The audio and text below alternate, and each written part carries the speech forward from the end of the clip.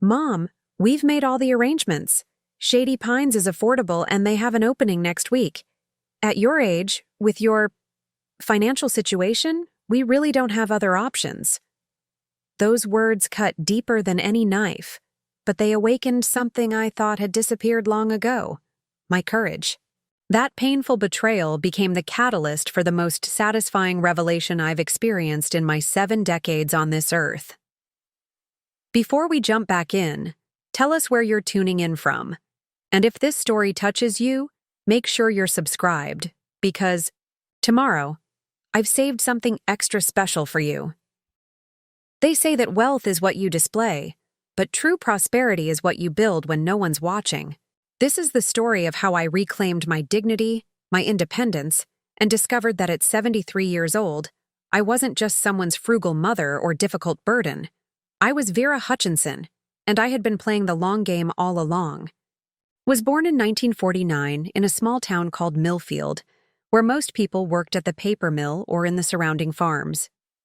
My father was a bookkeeper who counted every penny twice, and my mother stretched meals like an art form. "Waste not, want not" wasn't just a saying in our house. It was practically our family motto, embroidered on our souls, if not on actual pillows. "A penny saved is more than a penny earned, Vera," my father would say, showing me his meticulous account books by lamplight. "It's a penny plus interest plus peace of mind." Those early lessons took root deeply. While other girls dreamed of fancy weddings and big houses, I opened my first savings account at 14 with money earned from babysitting. The teller smiled indulgently as I carefully counted out $37. But the pride I felt seeing that first passbook with my name on it was worth any condescension. I met Frank Hutchinson during my second year at the state college, where I studied library science on a partial scholarship, working evenings at the campus bookstore to cover the rest. Frank was studying engineering, working weekends at a local garage to pay his way. We recognized in each other the same careful approach to life and money, not miserly, but mindful. Our courtship was simple: walks around campus, coffee at the diner where the waitress would refill our cups for hours as we talked about books and ideas, occasional splurges at the cinema when a film seemed worth the investment. Frank proposed with his grandmother's ring, not flashy but meaningful, and I accepted without hesitation. "We won't be rich," he said that night, holding my hands under a canopy of stars we'd driven out of town to see properly. "But we'll be secure. We'll build something real, something that lasts." We married in 1972 in my parents' backyard, my mother and aunts handling the food, my cousins arranging flowers picked from neighborhood gardens. My dress was sewn by my mother from a pattern, simple but elegant. Frank wore his one good suit, the one he'd bought for job interviews. Our honeymoon was 3 days at a lakeside cabin borrowed from his uncle. People might have called us cheap. We preferred the term strategic. We bought our first and only home on Birch Street in 1978, when interest rates were nearly 10% and rising. Everyone told us to wait: our parents, our friends, even the first real estate agent we consulted. "Prices will come down," they insisted. "Interest rates can't stay this high forever." But Frank and I had saved a 20% down payment by living in a tiny apartment and foregoing vacations for the first 6 years of our marriage. We had run the numbers 100 different ways at our kitchen table. And most importantly, we had found a solid home in a modest neighborhood with good schools, at a price well below what the bank said we could afford. "Pay yourself first," Frank would say as we carefully calculated our mortgage payments. "Everyone else gets what's left over." It wasn't a large house: 3 bedrooms, 1.5 baths, a small yard with enough space for a vegetable garden in the back. The kitchen had outdated appliances, and the carpets needed replacing. But the bones were good, as Frank would say after his thorough inspection. The roof was sound, the foundation solid, the location convenient to both our workplaces. We moved, in with furniture collected from family hand-me-downs, yard sales, and a few carefully selected new pieces bought on sale with cash. No credit, no payment plans. If we couldn't afford it outright, we waited. James was born in 1980, followed by Eliza in 1983. Our modest home felt full with children, with life and noise and the wonderful chaos of family. Frank's career as a mechanical engineer at Northeastern. Manufacturing progressed steadily, if not spectacularly. My work as a school librarian provided a second income and, importantly, allowed me to be on the same schedule as our children as they grew. We weren't poor, not really. We lived comfortably but carefully. I clipped coupons religiously, planned meals around sale items, and cooked from scratch. Frank changed our car oil in the driveway, fixed leaky faucets and broken appliances, and taught himself increasingly complex home repairs from books borrowed from my library. Our vacations were camping trips to state parks, occasional visits to relatives, and one memorable summer road trip to the Grand Canyon, all meticulously budgeted, with cash envelopes for each expense category. No credit card debt ever. But the Johnsons are going to Disney World again, 10-year-old James complained one summer, and they have a swimming pool and a new station wagon. The Johnsons also have credit card debt and a second mortgage, Frank replied calmly, though I was the only one who knew this because Mrs. Johnson had confided in me during a PTA meeting, worried about their mounting financial stress. We could afford nicer things, I added, trying to soften the message. But then we wouldn't be able to afford other things that matter more. Like what? Eliza demanded, 7 years old and already developing the directness that would characterize her adult personality. Frank and I exchanged glances. How do you explain financial security to children? How do you make delayed gratification tangible to young minds focused on the immediate? Like choices, Frank finally said. We're saving for choices. It wasn't entirely satisfying to them then.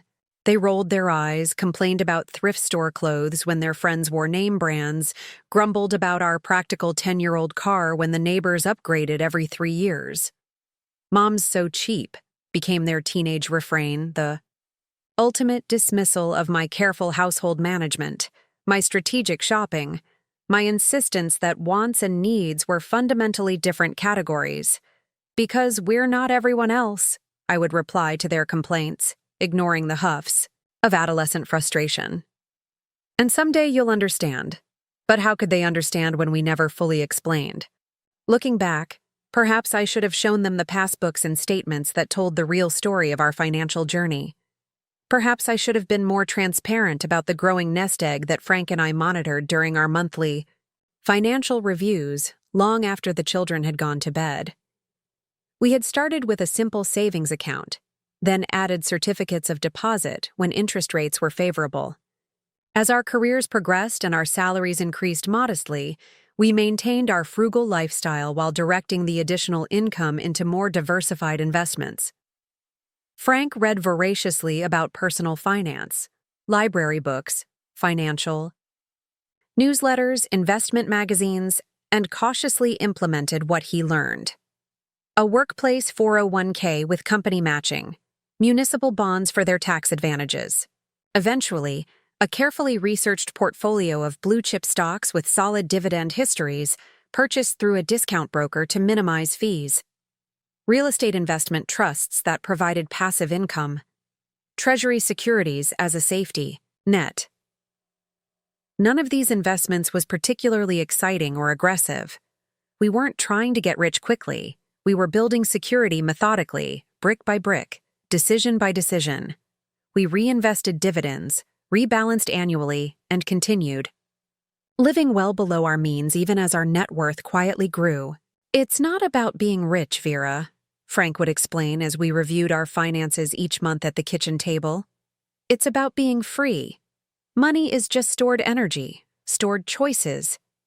But we kept this philosophy largely to ourselves. We had both grown up during leaner times, influenced by parents who had lived through the Depression. Their deep-seated lessons about financial privacy had become part of our worldview. Never show all your cards, never discuss money, never trust that good times will last. So while other families on our street displayed their prosperity through home renovations, new vehicles, and lavish vacations, Frank and I focused on the invisible balance sheets that only we saw. We made strategic improvements to our home that improved efficiency or functionality rather than appearances. We drove vehicles for decades rather than years, prioritizing reliability over status. We enjoyed simple pleasures, library books, community concerts, potluck dinners with friends who shared our values. The children grew up, went to college, state universities with a combination of academic scholarships, part-time jobs, and contributions from the education funds we'd established at their births. Not enough to pay for everything, as we believed in the value of their having skin in the game, but enough to ensure they could graduate without crushing debt if they made sensible choices. They did graduate, found jobs, partners, started their own families. James became an architectural project manager in a firm across the state. Eliza pursued a career in pharmaceutical sales that took her to a neighboring state. Their visits became less frequent, phone calls more perfunctory. They were building their own lives, as it should be. Frank retired at 66, earlier than many of his colleagues could afford to, but later than our finances strictly required. He had wanted to see a final project through to completion, to mentor his replacement properly. I had already transitioned to part-time work at the library years earlier, focusing more on the programming and community outreach I loved than on daily operations. We had plans for this new chapter: modest travel to national parks we hadn't yet visited, more time in the garden, volunteer work with local literacy programs, perhaps some consulting work for Frank if interesting projects arose. Not extravagant dreams, but meaningful ones, well within the scope of the financial freedom we had so carefully constructed. Then came the heart attack. Sudden, massive, unequivocal. Frank was gone at 68, just 2 years into the retirement we had spent 4 decades preparing for. One moment he was tending tomato plants in our backyard garden. The next, he was on the ground, life already slipping away despite the frantic CPR performed by our neighbor, a retired nurse who happened to see him fall.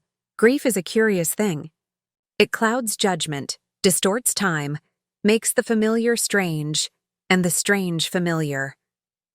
In the fog of my mourning, I made decisions I now recognize as flawed, though they seemed reasonable at the time. The children returned for the funeral, of course, staying in their old bedrooms for a week filled with arrangements, paperwork, and well-meaning visitors bringing casseroles and condolences. They asked practical questions that I answered vaguely, not out of confusion but from decades of ingrained financial privacy. "Mom, are you going to be okay?" James asked at the funeral reception in our living room, his voice thick with concern, that I now recognize contained threads of calculation. "Dad handled all the finances, didn't he?" I nodded, playing the role they expected, the somewhat helpless widow, adrift without her husband's guidance. It wasn't entirely an act. I was adrift, but not financially. The pain of losing Frank after 50 years together left me vulnerable in ways that had nothing to do with money. "We'll help you figure it out," Eliza promised, patting my hand. "Don't worry about a thing." I should have clarified then, should have shown them the organization system Frank and I had created together, the careful records of our investments and assets. But revealing our financial position had always felt somehow improper, as though speaking of it might jinx our careful planning or, worse, change how people saw us. So I thanked them for their concern and returned to my quiet life in the paid-off house on Birch Street, driving my 10-year-old car to my volunteer work at the library, shopping at the same discount grocers, and living much as I always had. The children checked in frequently at first, their calls gradually tapering off as their own lives demanded attention. In truth, I knew exactly where we stood financially. Frank and I had been partners in all things, including money management. I could read a balance sheet, evaluate an investment, calculate returns. I continued the monthly financial reviews, now at the kitchen table alone, maintaining the systems we had built together. I filed the taxes, rebalanced the portfolio annually, and made minor adjustments to account for my reduced expenses as a single person. The children visited on major holidays, usually separately due to their own family obligations. I noticed how their eyes cataloged the unchanging furnishings of my home, the aging appliances, the carefully maintained but far from fashionable decor. Their comments became increasingly patronizing. "Mom, you really should upgrade your kitchen," Eliza suggested during one Thanksgiving visit. "Those appliances must be from the Stone Age." "They work perfectly well," I replied. "Why would I replace something that isn't broken?" "Because they're embarrassingly outdated," she said with the candor that had once been refreshing, but now felt cutting. "And probably energy inefficient. I'm one person. My energy bills are quite reasonable." James was more direct during his Christmas visit that same year. "Mom, have you thought about selling the house? It's too big for just you, and the maintenance must be overwhelming." "It's not overwhelming at all," I said, perhaps too sharply. "This is my home. Our home." "Dad's gone, Mom," he said with exaggerated patience. "You don't need to keep living like this out of some sense of obligation. You could get a nice modern condo, maybe in a community with people your age." I didn't tell him that I had indeed considered this option and rejected it after calculating the costs, the HOA fees, the property taxes in the areas where such condos existed in our town, the loss of my garden, and the quiet privacy of my established neighborhood. I didn't mention that I had formed a casual arrangement with Tom Chen's teenage son next door, who handled the heavier yard work and odd jobs in exchange for both payment and my tutoring in English literature, which had helped raise his SAT scores considerably. Instead, I simply said, "I'm comfortable here," and changed the subject. The children, I realized, had created a narrative about me, about us, based on incomplete information. In their eyes, I was the frugal, possibly struggling widow whose outdated habits were quaint but concerning. They saw the visible signs of our lifelong frugality, the older house, the aging car, the careful shopping habits, but not the invisible wealth those habits had created. Part of me wanted to correct this misperception, to show them the substantial portfolio, the multiple income streams, the careful estate planning Frank and I had put in place. Another part of me, the part shaped by decades of financial privacy, hesitated. Would knowing our true financial position change how they treated me? Would it create expectations, demands, a sense of entitlement to wealth they hadn't helped build? So, I maintained my frugal ways and my silence about finances. The children's visits became shorter, their calls more perfunctory. They were busy with careers, with their own children's activities, with renovations to their increasingly impressive homes. I understood. I didn't begrudge them their full lives. But I noticed how their perception of me seemed to calcify. No longer Vera, a complex human with her own values and choices, but Mom, a relic of outdated thinking, a potential problem to be managed eventually. Then came the fall. Such a simple, mundane event to trigger such profound consequences. I was in the garden, pruning the rose bushes Frank and I had planted for our 20th anniversary, when my foot caught on an exposed root. One moment I was upright. The next, I was on the ground with pain searing through my hips so intensely that even drawing breath felt impossible. Tom Chen found me there an hour later when he came to return a borrowed cake pan. The hospital confirmed a broken hip, serious. At any age, but particularly concerning for a woman in her 70s. The surgery went well, but recovery would be lengthy, complicated by my age and the nature of the break. After a week in the hospital and 2 in a rehabilitation facility, I was finally starting to feel more like myself. The pain medication had been reduced, my thinking was clearer, and I was beginning to master the walker that would be my companion for the coming weeks. I was making plans for my return home, researching home health aides who could assist temporarily, considering modifications to make the house more accessible during my recovery. Then James and Eliza arrived together at my hospital room, their expressions serious in a way that immediately put me on alert. They'd been in town for several days, ostensibly to support me, though most of their time seemed spent in hushed conversations in hallways that ended abruptly when I approached.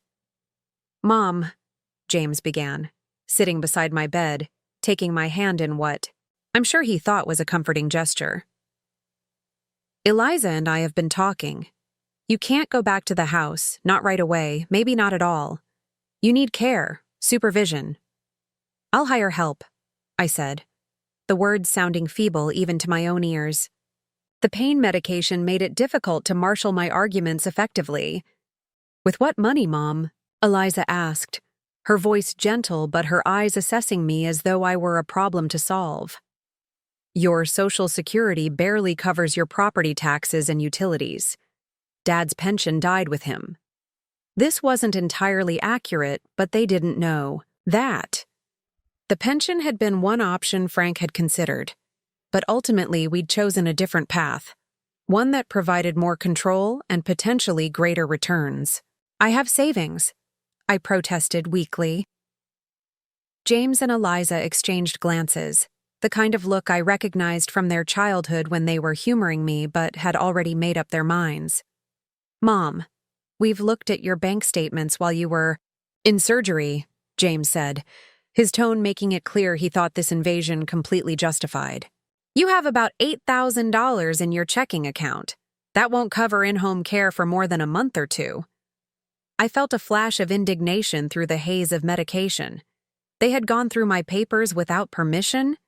Then again, I had left my most recent bank statements in my desk drawer, knowing they showed only the household account I used for daily expenses. Just one small piece of a much larger financial picture. "We found a place for you," Eliza continued, pulling a brochure from her handbag. "Shady Pines Assisted Living. It's affordable, and they accept Medicare. You'll have your own room, meals provided, and healthcare staff on site." I took the glossy brochure with trembling hands. The facility looked institutional, despite attempts to soften it with floral curtains and generic artwork. Nothing like the warm, memory-filled home Frank and I had created. I flipped through the pages, noting the shared dining facilities, the scheduled activities that seemed infantilizing, the emphasis on affordable care options that made it clear this was a bare-bones operation. "I don't want to go to Shady Pines," I said, my voice stronger now, fueled by a growing sense of betrayal. "I want to go home." James sighed, squeezing my hand in what felt more like restraint than comfort. "Mom, be reasonable.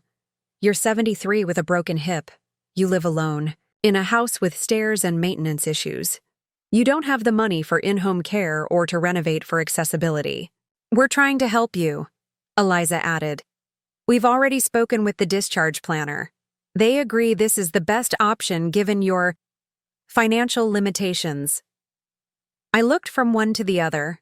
My children, now middle-aged with streaks of gray in their hair and lines around their eyes.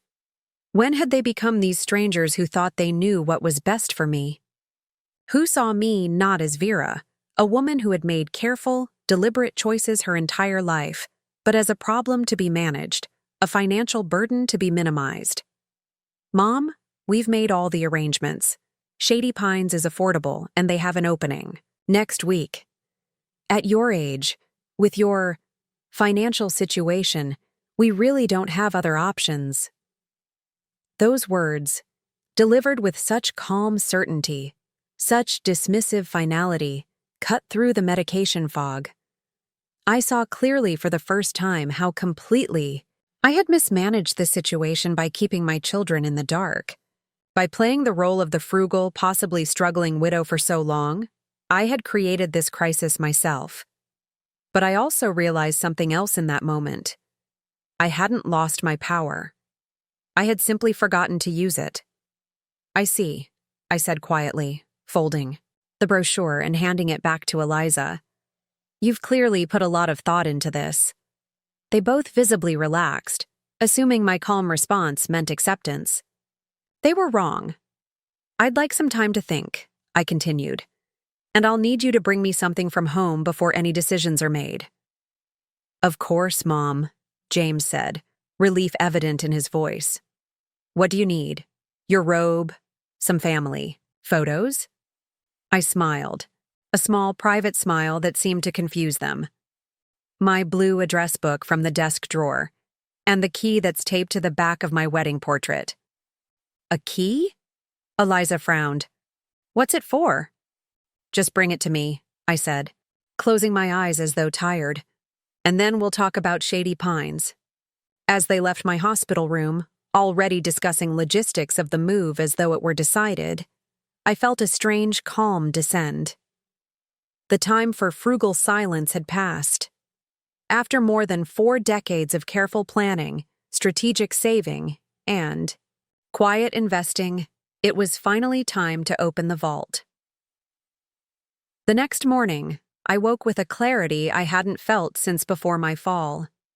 The decision to finally reveal what Frank and I had built together felt both terrifying and liberating, like stepping off a cliff and discovering you have wings.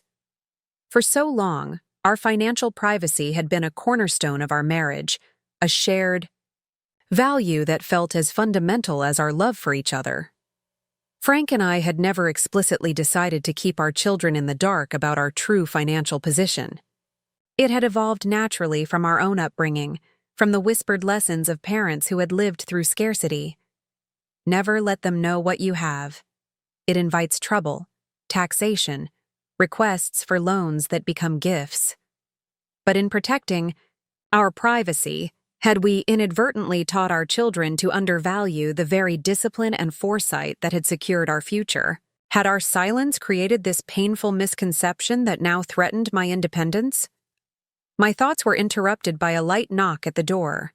James entered, holding my blue address book in one hand and a small brass key in the other. "Found. These where you said they'd be," he said, setting them on my bedside table.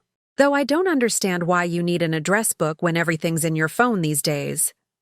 I smiled, picking up the worn leather book that contained far more than just addresses. "Some of us prefer the reliability of paper, James. No, batteries required, no upgrades needed."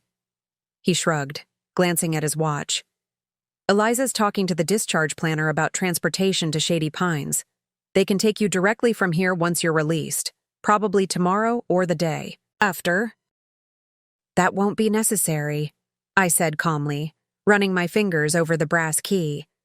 "I won't be going to Shady Pines." James's expression shifted from distraction to concern.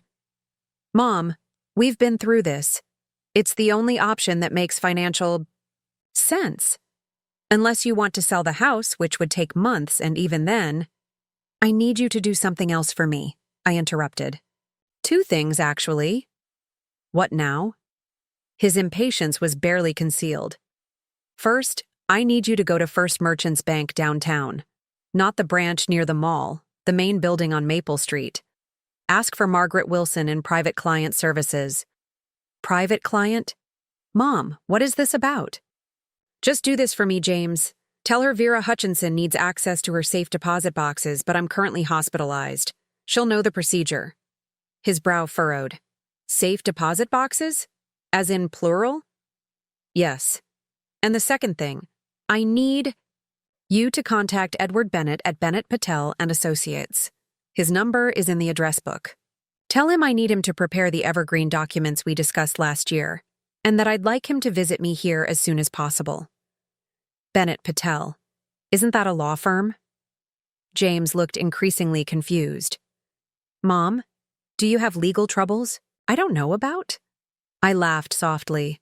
"No, James. Edward has been our family attorney for 30 years. Frank and I updated our wills with him regularly. But Dad's been gone for 5 years," he said slowly. "Why would you need—" "Please just make the calls, James," I said firmly. "After that, we can discuss my living arrangements properly." He hesitated, curiosity warring with frustration on his face. Fine, I'll make the calls. But Mom, if you're thinking there's some hidden money that will let you stay in that house, I think you might be confused. Dad was careful, but he was a mechanical engineer at a mid-sized company, not a Wall Street banker. I smiled, remembering Frank's deliberate modesty about his career achievements, his satisfaction in being underestimated. Your father was many things, James, and one of them was an excellent student of the financial markets. He left with obvious reluctance, phone already in hand as if checking his busy schedule for time to accommodate these mysterious errands. I opened the blue address book, not to find Edward's number, which I knew by heart, but to look at the small notations in the margins, codes that meant nothing to anyone but me, recording account numbers, purchase dates, dividend rates. I had just finished reviewing these when Eliza arrived, her expression a mixture of concern and determination. James said you're being difficult about Shady Pines, she began without preamble. Mom, we're trying to help you. I know it's hard to accept, but your financial situation doesn't allow for many options. And what exactly do you know about my financial situation, Eliza? I asked quietly. She blinked, momentarily thrown by my direct question. Well, we've seen your checking account statements, Social Security deposits, your small IRA distributions. Even with Medicare, the medical bills from this incident will be substantial. In-home care costs nearly $25 an hour in this area. The math simply doesn't work. The math? I repeated, almost to myself. Yes, I've always believed in the clarity of mathematics. 2 + 2 always equals 4, regardless of opinions or wishes. Exactly, she said, clearly relieved that I seemed to be accepting reality. And the numbers show that Shady Pines is the financially responsible choice. Tell me, Eliza, I said, struggling to sit up straighter in the hospital bed. Did your father and I ever teach you about compound interest? She frowned. What does that have to do with anything? Humor me. It's a simple question. Of course you did, she said impatiently. Money grows over time because you earn interest on both, the principal and the accumulated interest. Basic investing principle. Very good. And do you remember what your father used to call it? Her expression softened slightly at the mention of Frank. The eighth wonder of the world. He was always going on about it when we complained about not getting new things like our friends. Einstein called it that, actually. Your father was quoting him. I paused, choosing my next words carefully. What your father understood, what we both lived by, was that compound interest works in remarkable ways when given sufficient time and consistent contributions. Mom, I understand you and Dad were savers. That's admirable. But even the most disciplined middle-class savers have limits to what they can accumulate, especially with the cost of raising children, home ownership, and everything else. You'd be surprised, I said softly. Before she could respond, James returned, his expression dramatically different from when he'd left, a mixture of shock and something approaching awe. Mom, he said, his voice uncharacteristically hesitant. I just spoke with Margaret Wilson at the bank. She, said they would send someone to verify your identity and authorization here at the hospital tomorrow morning. She seemed to know exactly who you were, called you Mrs. Hutchinson very formally. Margaret has handled our banking needs for years, I replied calmly. She's very professional. She's the senior vice president of private banking, James said, his voice rising slightly. And she took my call immediately when I mentioned your name. Eliza looked between us, confusion evident. What's going on? Why would a bank VP care about Mom's safe deposit box? Boxes, James corrected. Plural. Apparently, Mom has 3 of them. 3? Eliza turned to me, her professional composure cracking. Why would you need 3 safe deposit boxes? I smiled, enjoying, perhaps a bit too much, their growing bewilderment. One would have been insufficient for our needs. And I called that attorney, James continued, sinking into the chair beside my bed. His secretary practically jumped through the phone when I said your name. He's coming here at 9 a.m. tomorrow. Cleared his entire morning. Edward is very responsive, I said. Frank and I always appreciated that about him. Eliza made a small sound of frustration. Would someone please explain what's happening? Mom, who are these people? Why are they treating you like you're some kind of VIP? I considered my children's faces, genuine confusion replacing their earlier condescension. For decades, I had maintained our family's financial privacy as a matter of principle and habit. But I realized now that continued secrecy served no purpose except perhaps to satisfy an outdated sense of propriety. I think it's time we had a proper discussion about money, I said finally. Specifically, about your father's and my financial position? Financial position? Eliza repeated. Mom, we know your financial position. That's why we're trying to help with Shady Pines. No, I said firmly. You don't know. You've made assumptions based on incomplete information. Information that Frank and I deliberately kept private for reasons that made sense to us at the time, but perhaps no longer serve a purpose. I patted the edge of my bed, inviting them to sit closer, as I had when they were children, and I was about to tell them an important story. Your father and I began investing in 1972, the year we married. We started small, a few dollars each month in a savings account, then gradually expanding into certificates of deposit, bonds, and eventually stocks. Every raise, every bonus, every tax refund, we put at least half into investments. We lived below our means consistently for over 4 decades. James shook his head. Dad was thorough, I'll give you that. But even with disciplined saving, we're talking about a mechanical engineer's salary and a school librarian's wages. There are limits to what you could have accumulated. Your father wasn't just thorough, James. He was brilliant with money. He studied markets, read financial journals, attended investment seminars. By the 1980s, he was consistently outperforming major market indices with his carefully researched stock selections. Dad played the stock market? Eliza looked genuinely shocked, but he always seemed so conservative. Not played, I corrected. Invested. Methodically, patiently, with a focus on value and dividend growth. He wasn't a gambler, he was a student, and over time, his approach yielded remarkable results. I reached for the blue address book, opening it to the back pages where I'd kept a simplified summary of our holdings. As of last month, your father and I have accumulated approximately $4.7 million in assets. The silence that followed was absolute. James's mouth actually fell open, and Eliza went so still she seemed to have stopped breathing. That's not possible, James finally said, his voice barely above a whisper.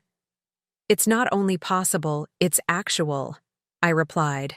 The safe deposit boxes contain some physical assets, gold coins, a few bearer bonds from decades ago, some valuable collectibles Frank acquired strategically.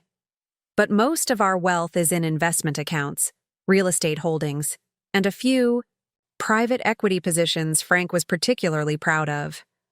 $4.7 million, Eliza repeated, as if saying it aloud might make it more real. And you're living in that old house, driving that ancient Toyota, shopping with coupons? That old house is paid for in a neighborhood I love, with neighbors who check on me and a garden I've tended for 40 years, I pointed out. That ancient Toyota has only 120,000 miles and runs perfectly well. And coupons save money regardless of how much you have in the bank.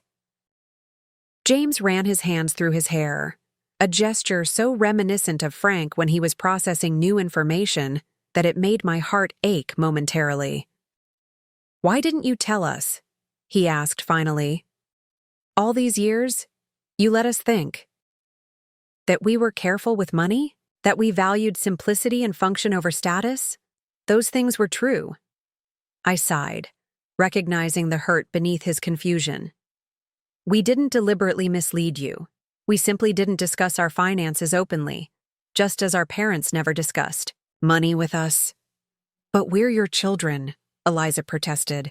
We've been worried about you since Dad died, concerned about your future, your care. You let us worry needlessly. I felt a twinge of regret at that. You're right. After your father died, I should have been more transparent. That was my mistake, and I apologize for the unnecessary worry it caused. But in my defense, neither of you actually asked me directly about my financial situation until my fall. They exchanged glances, perhaps recognizing the truth in that statement. Their assumptions about my finances had been just that, assumptions, never verified through direct conversation. So what happens now? James asked after a moment. I mean, with this kind of cushion, you have options we hadn't considered. Indeed, I do, I agreed. Which is why I've asked Edward to come tomorrow. We'll need to revisit the care plan the hospital discharge team has been developing. I intend to return to my home, with appropriate in-home assistance during my recovery.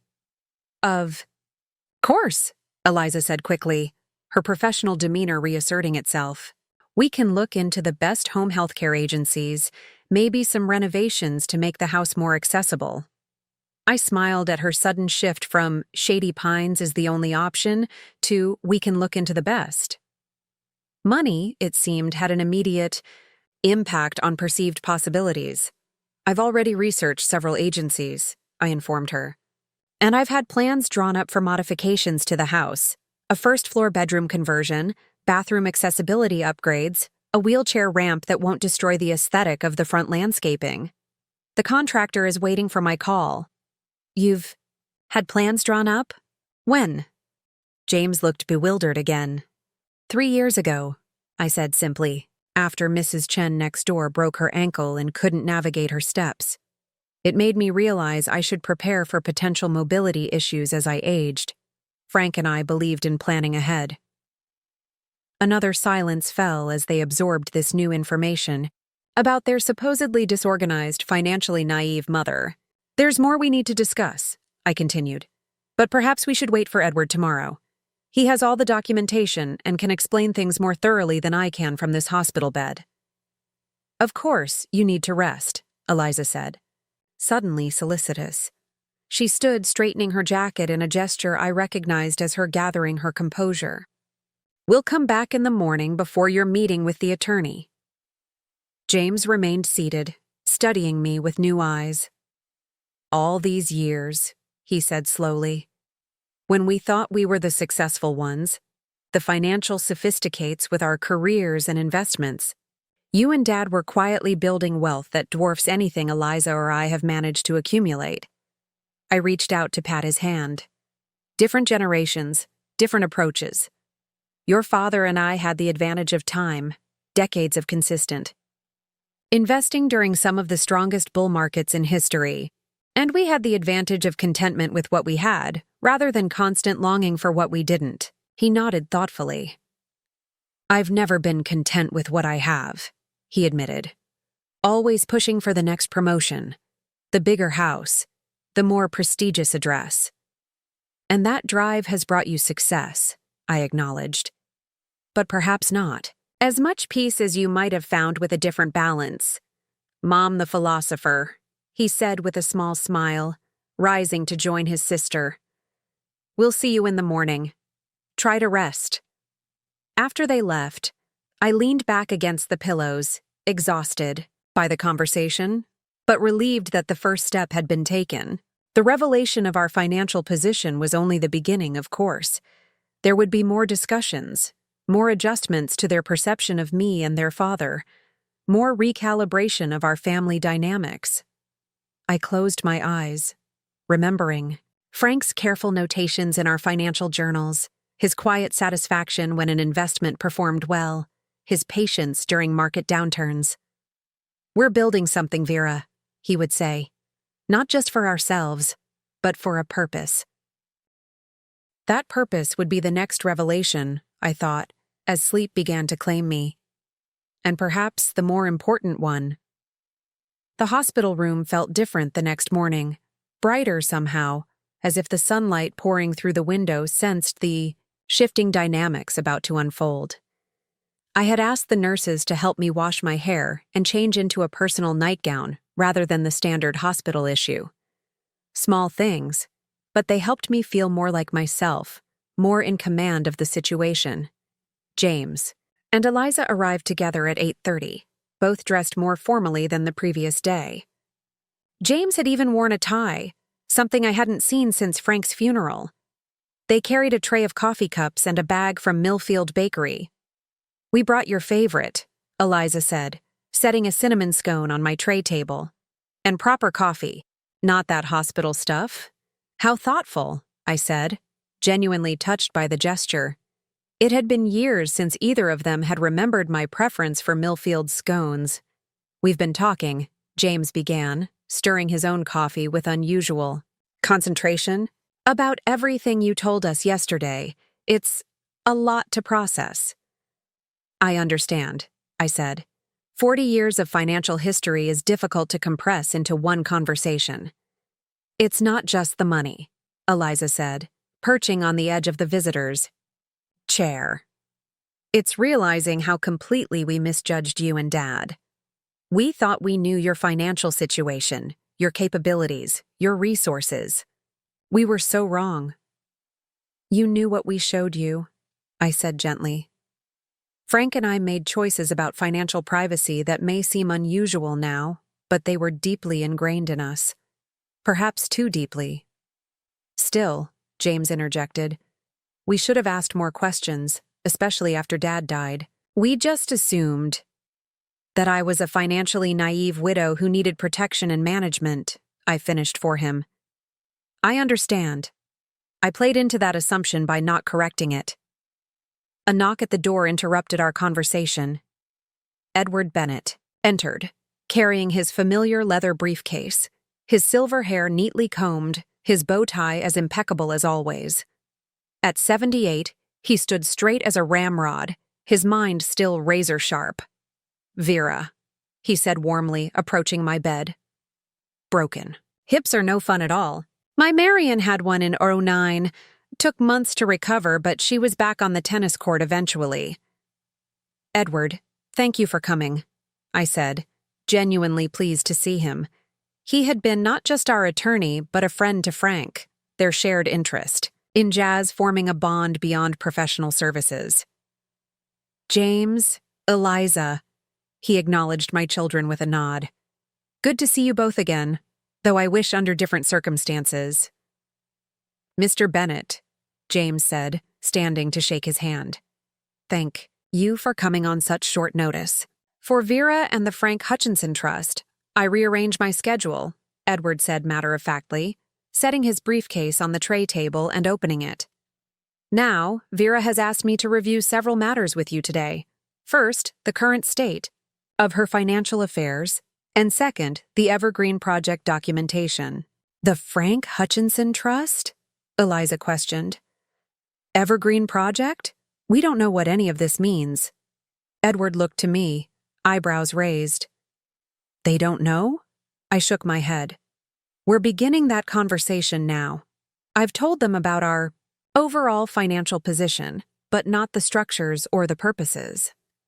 "I see." He nodded thoughtfully, then turned to my children. "The Frank Hutchinson Trust was established 15 years ago as a vehicle for managing your parents' accumulated assets and providing tax-efficient transfer of wealth. It contains the bulk of their investment portfolio, with Vera as the primary beneficiary during her lifetime and significant charitable designations thereafter."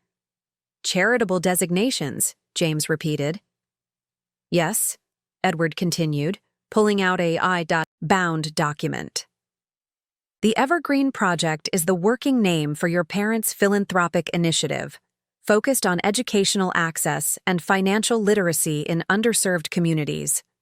It will receive approximately 60% of the trust assets after Vera's lifetime." Both my children turned to look at me, astonishment evident on their faces. "Philanthropy?" Eliza said faintly. You and Dad were planning a major philanthropic initiative while living in that modest house and driving those old cars? The house and cars served our needs perfectly well, I pointed out. Why would we spend money on bigger houses or newer vehicles when we had allocated those resources to purposes we considered more meaningful? Edward nodded approvingly. Frank and Vera have been among my most purposeful clients. Every financial decision aligned with their values and long-term vision. But what about us? James asked, a note of confusion in his voice. I mean, if 60% goes to charity. You and Eliza are well provided for in the trust, I assured him. Each of you will receive a significant inheritance, more than enough to pay off your mortgages, fund your children's education, and supplement your retirement. The remainder goes to Evergreen and a few smaller charitable interests. The exact figures are in Section 3, Edward added, handing copies of the document to each of them. As you'll see, the bequests are substantial by any standard, though purposefully not so large as to remove the incentive for your own continued productivity and saving. James flipped through the pages, his expression shifting from confusion to surprise as he apparently reached the relevant numbers. This is very generous, he said finally, looking up at me. More than generous. Your father and I always intended to support your major life needs, I explained. But we also believed in the value of making your own way, building your own success. And we felt strongly about using our resources to create opportunities for those who haven't had the advantages you've enjoyed. Eliza was reading intently, her trained eye for detail evident as she scanned the pages. The Evergreen Project focuses on financial literacy programs in public schools, scholarships for community college students, small business incubators in low-income areas. All causes your father and I believe in deeply, I confirmed. Frank grew up poor, as you know. He attended college on scholarships and worked multiple jobs. He never forgot the teachers who encouraged him, the community programs that supported his education. We wanted to extend those same opportunities to others. This is not what I expected, Eliza admitted, closing the document. What did you expect? I asked, genuinely curious. She shrugged, looking somewhat embarrassed. I guess I thought that if you and Dad had accumulated significant wealth, which we didn't believe was the case, you would have spent it on yourselves. Luxury retirement, communities, world cruises, that sort of thing. Some people find joy in those experiences, I acknowledged. We found more satisfaction in building something meaningful, something that would outlast us. Edward cleared his throat. There's more to discuss, but perhaps the most immediate concern is Vera's current situation. I understand there was some discussion of an assisted living facility. James had the grace to look embarrassed. We thought Mom couldn't afford in-home care or house modifications. Obviously, that's not the case. Indeed not, Edward agreed dryly. In fact, Vera and Frank established a long-term care trust 5 years ago, specifically to fund any needed care, while allowing Vera to remain in her home as long as medically feasible. Of course they did, Eliza murmured, shaking her head in apparent disbelief at yet another revelation of foresight and planning. The trust can pay for comprehensive in-home care, necessary home modifications, even a live-in caregiver if it becomes necessary, Edward continued. Vera will need help, initially, but there's no financial reason she can't return to her home and remain there indefinitely. A knock at the door interrupted us.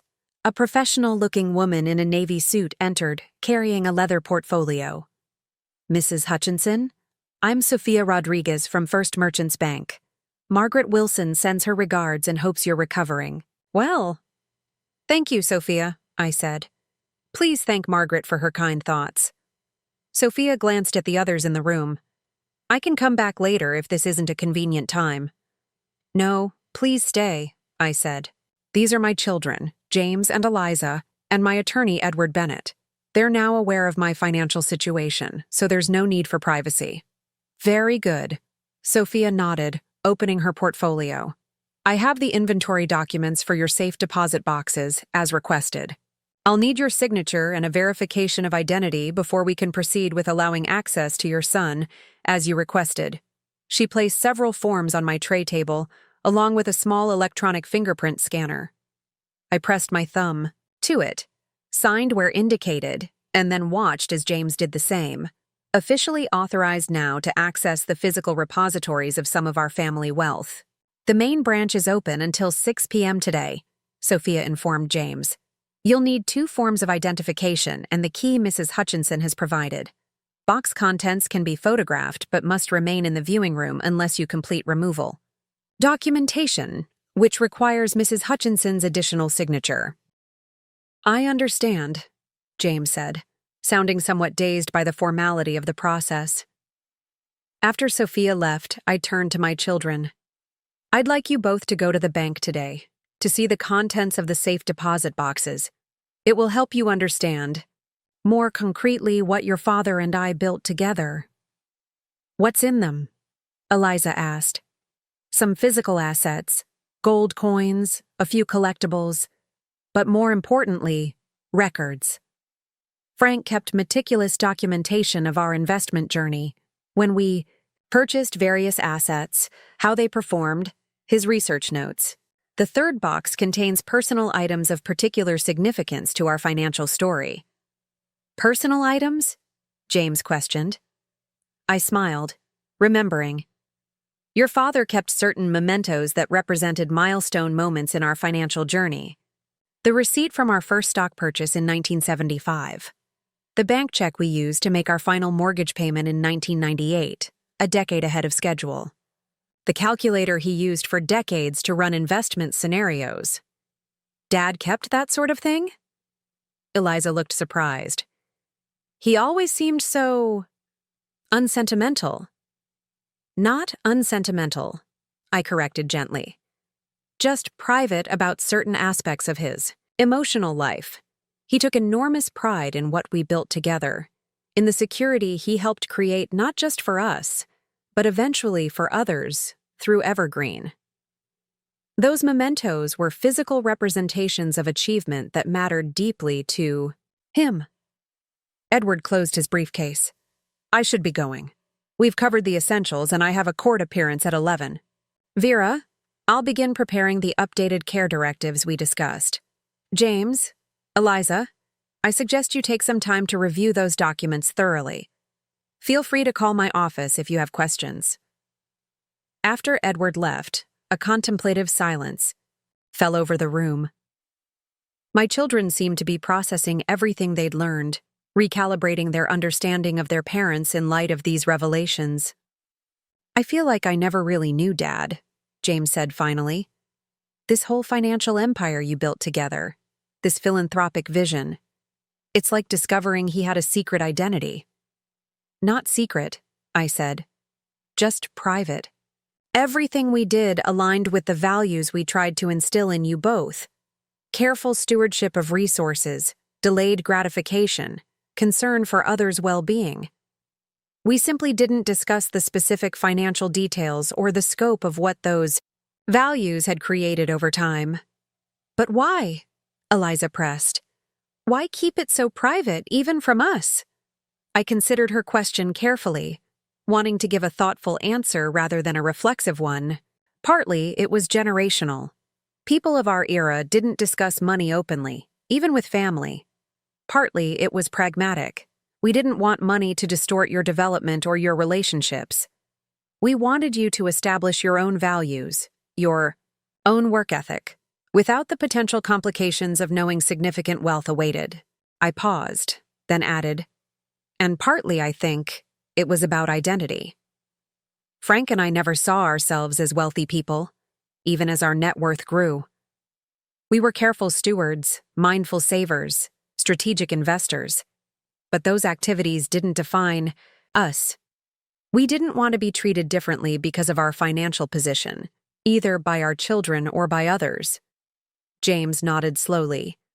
I can understand that. When clients discover my income level, some of them change how they interact with me, more deference, less honesty. Exactly, I said, pleased that he grasped this nuance. Money changes dynamics between people, often in subtle but meaningful ways. We valued authenticity in our relationships too much to risk those distortions. The conversation continued for another hour, my children asking questions about specific investments, about Frank's research methods, about our philanthropic goals.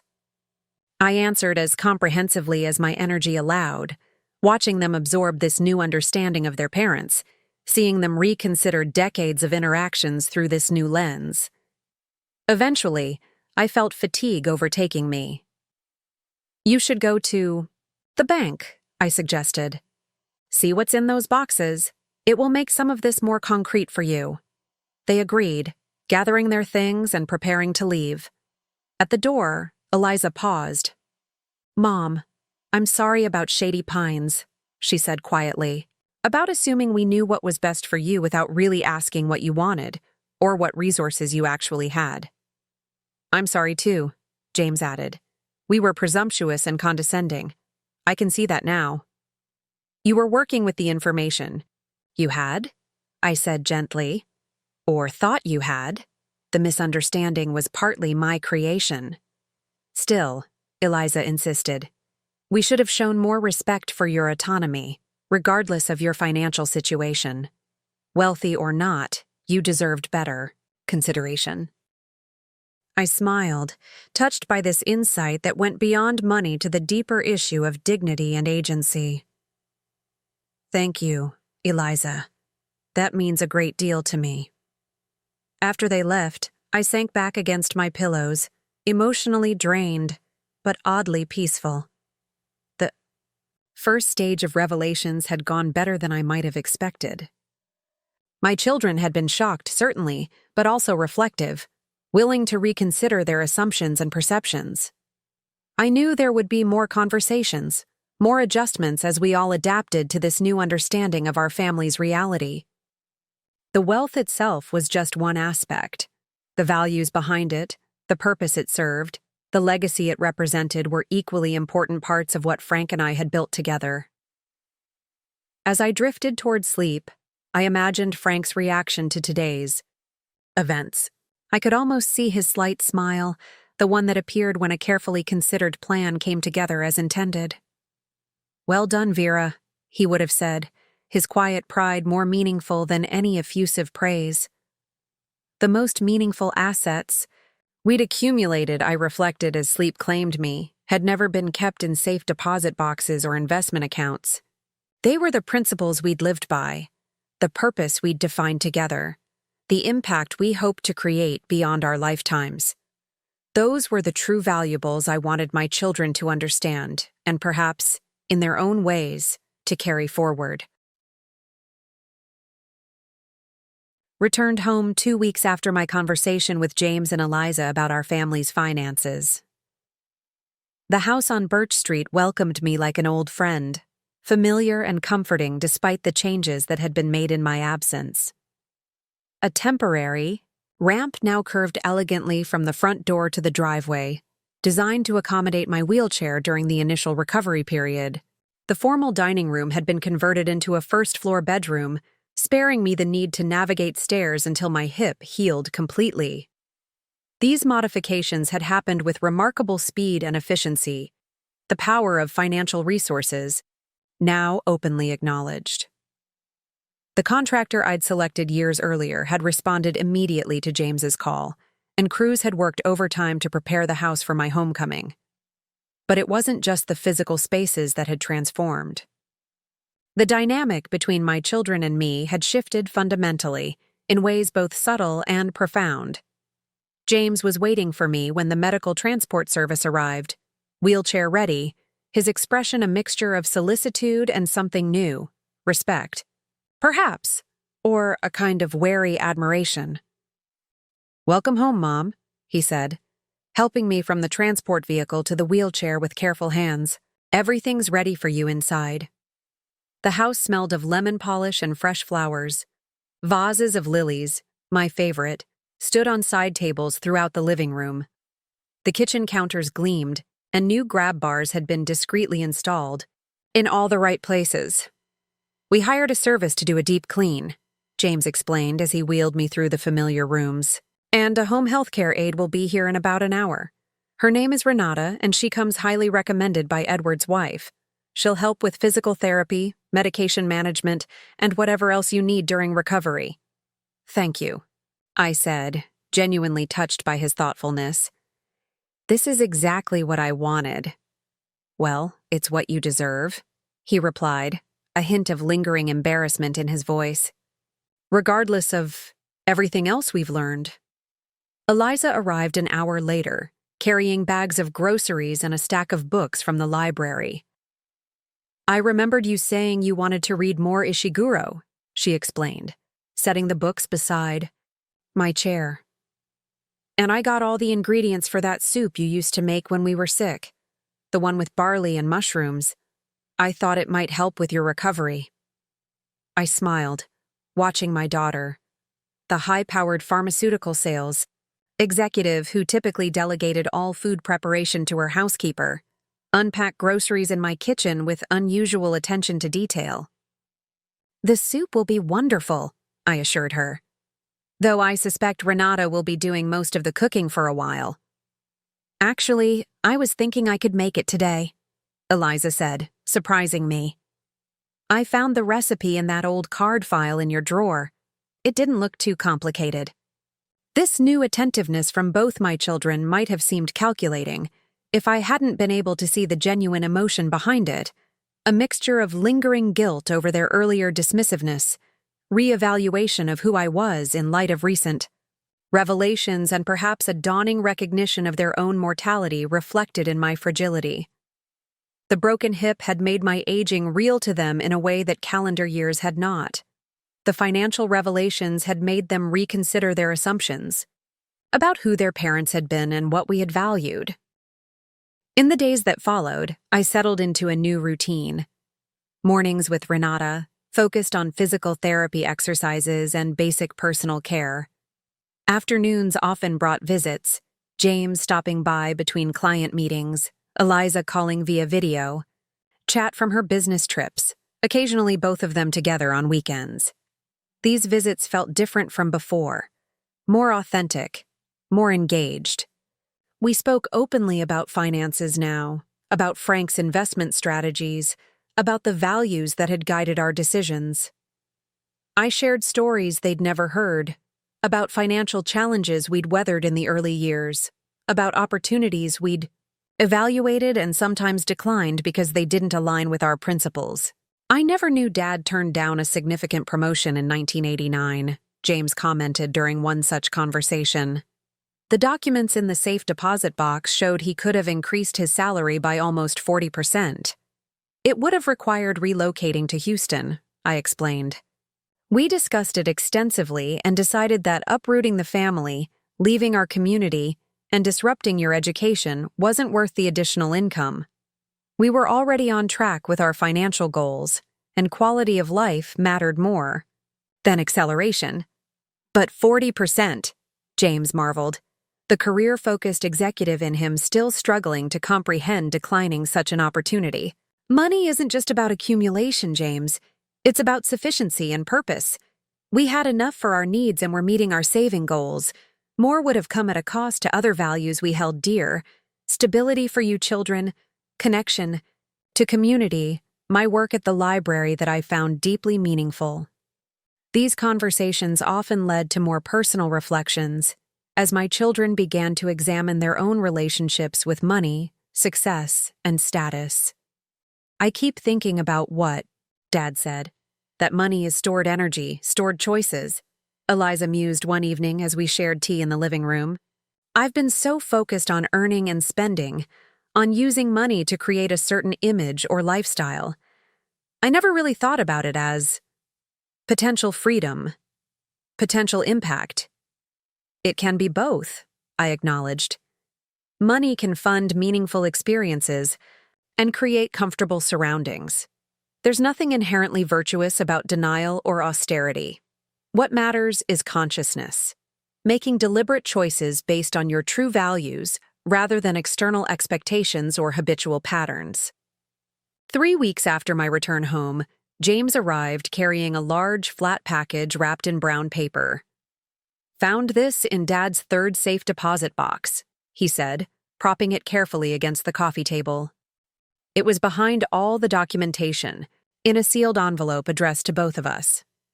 "Eliza's on her way." I waited so we could open it together. When Eliza arrived 30 minutes later, we gathered around the mysterious package with a sense of ceremony. James carefully removed the brown paper to reveal a framed collage unlike anything I'd seen before. It contained artifacts from our family's financial journey, the receipt from our first stock purchase, statements showing significant milestones, a series of small photographs capturing moments from our family life over the decades. In the center was a handwritten letter, preserved behind glass, dated just 6 months before Frank's death.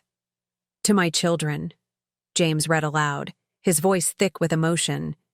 "If you're reading this, then your mother has finally shared with you the full scope of what we built together over our lifetime. I wish I could be there to see your expressions. I imagine there might be some surprise, perhaps even a bit of indignation that we kept this aspect of our lives private for so long." Eliza wiped away a tear as James continued reading Frank's words. "The financial resources we've accumulated are just tools, just potential. What matters is how they're used, what purpose they serve. Your mother and I have tried to align our financial decisions with our deeper values: security for those we love, opportunity for those with limited access, education as a pathway to freedom and dignity. We've designated significant portions of our estate to causes that reflect these values. We've also provided for each of you, not enough to remove the dignity and satisfaction of your own achievement, but enough to provide security and options. My hope is not that you'll follow our specific path, but that you'll approach your own financial lives with intentionality and purpose.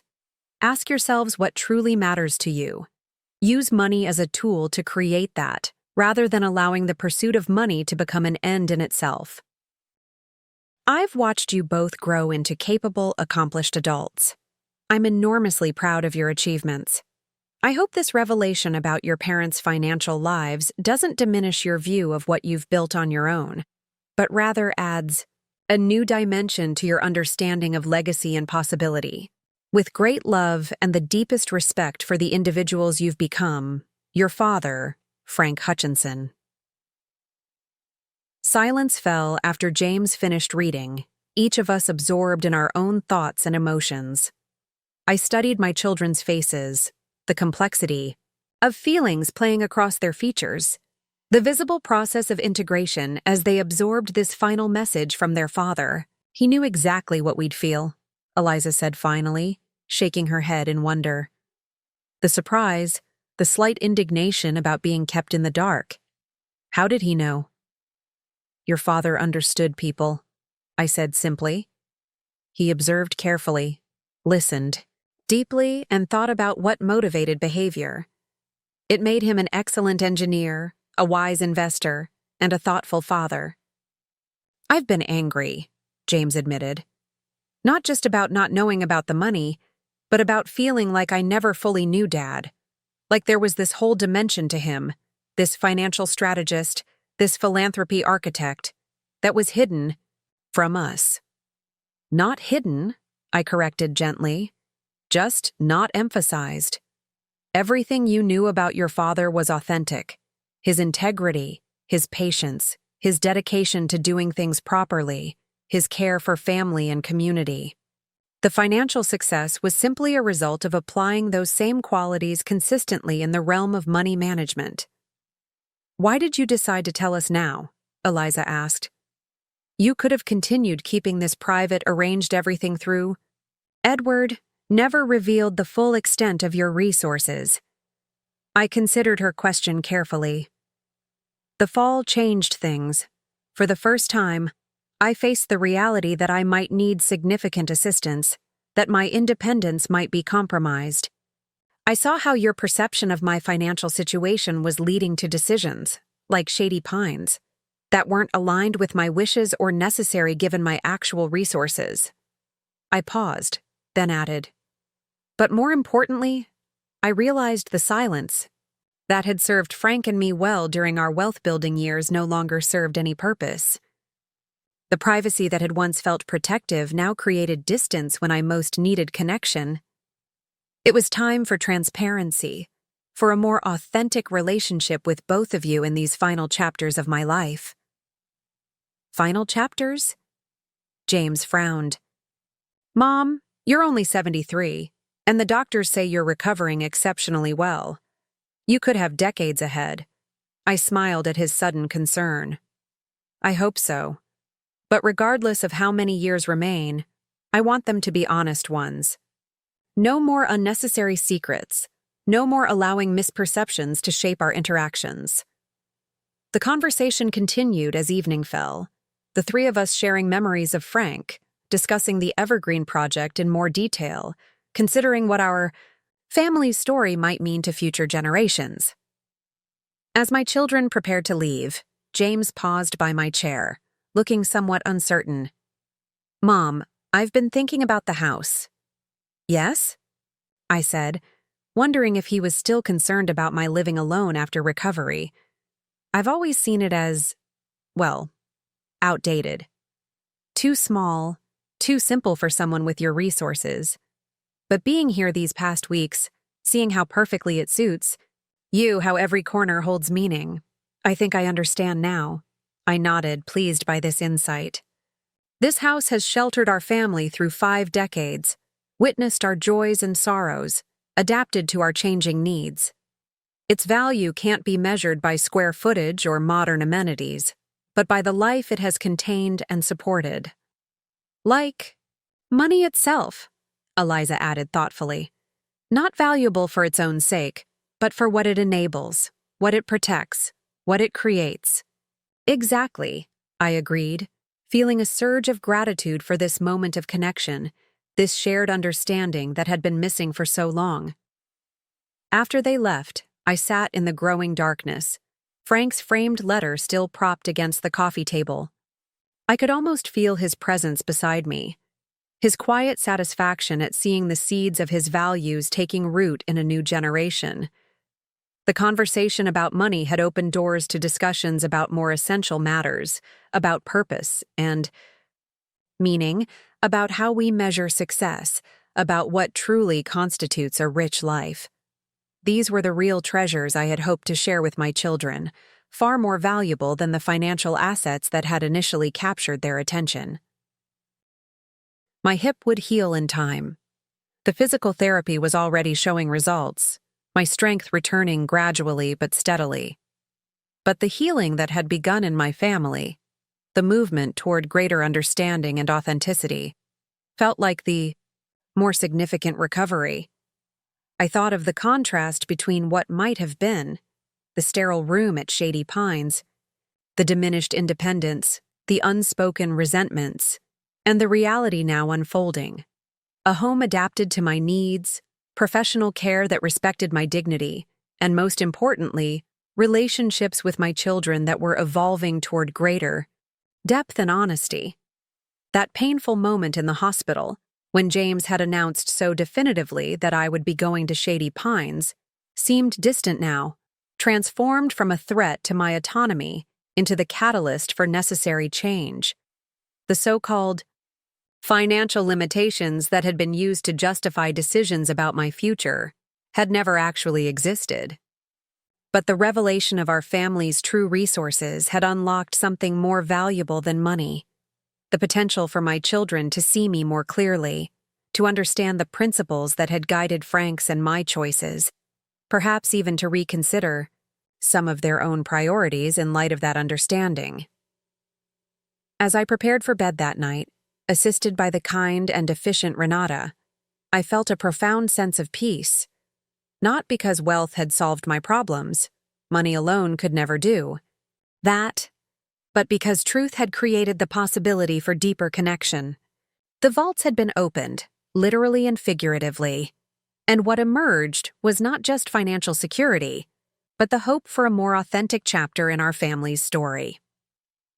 6 months after my fall, and the subsequent revelations about our family's Finances. Life had settled into new patterns, some familiar, some entirely unexpected. My hip had healed well according to my doctors.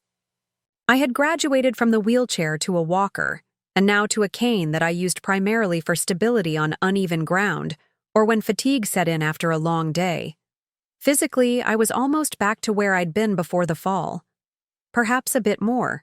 Cautious on stairs, a bit more mindful of icy patches in winter, but essentially independent. The home modifications remained, subtle reminders of my vulnerability, but also testament to careful planning. Grab bars in strategic locations, a shower bench I actually found quite convenient, the gently sloping ramp at the back door that made bringing groceries in much easier than the old steps had been. Renata still came 3 mornings a week, though her role had evolved from medical necessity to something between helper and companion.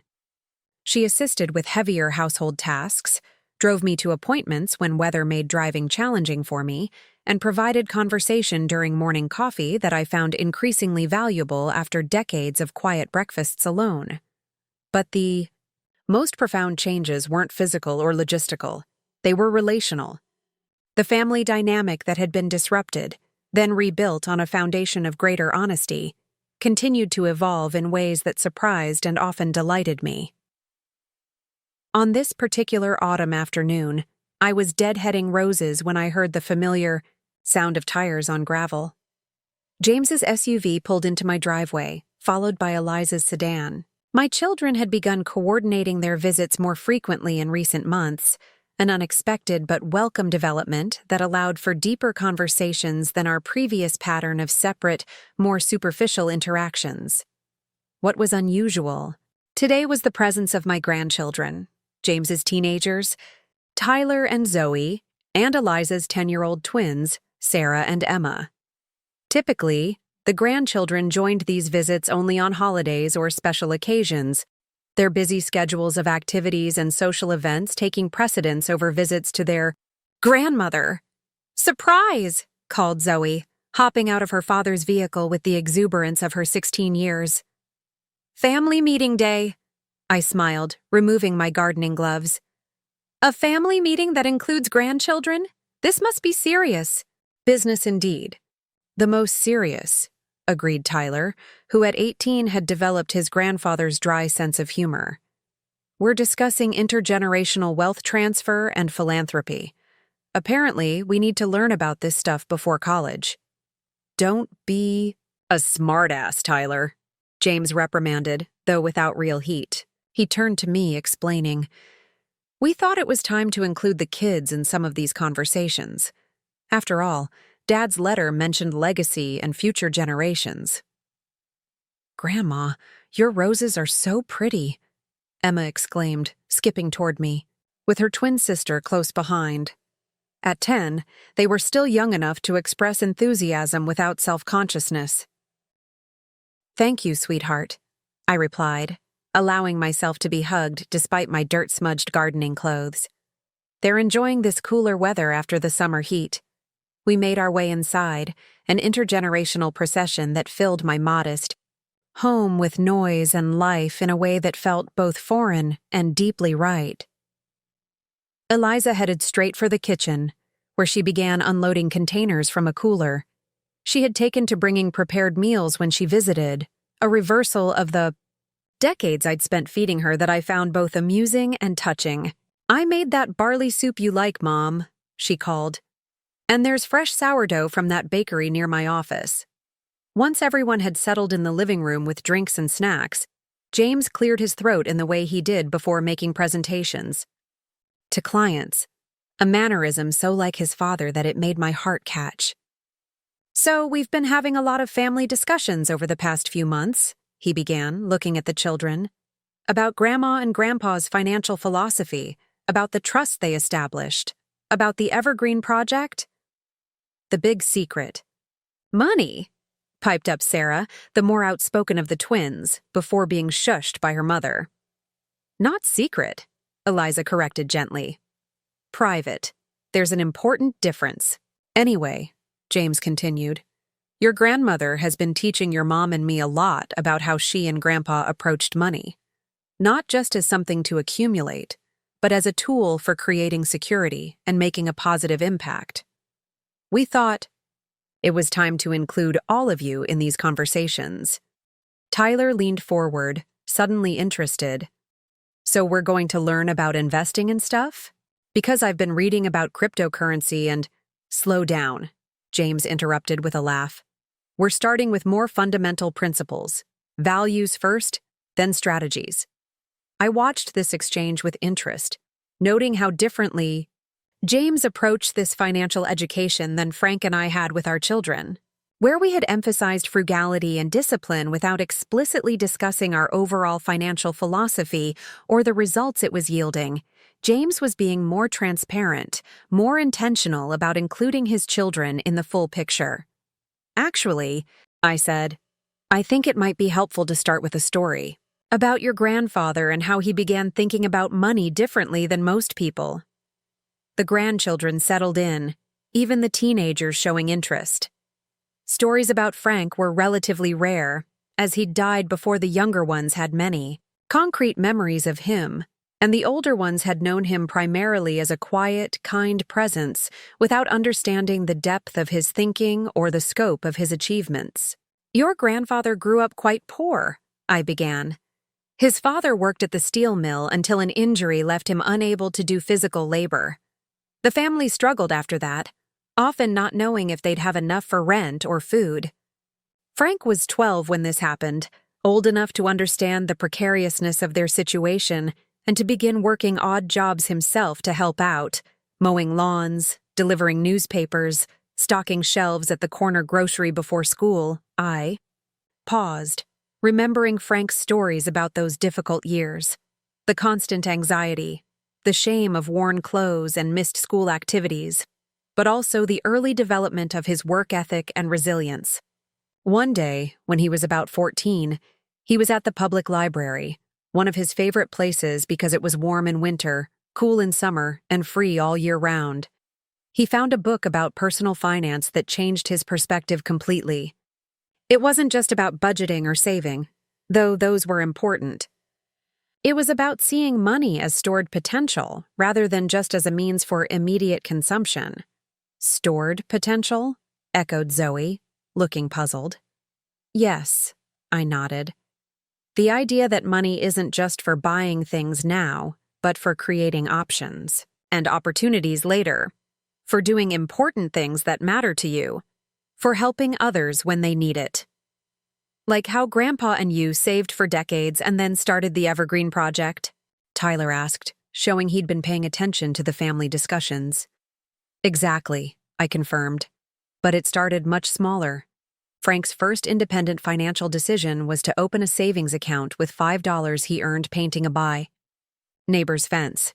Not very exciting, but it was the beginning of a lifelong habit of setting aside a portion of everything he earned for the future.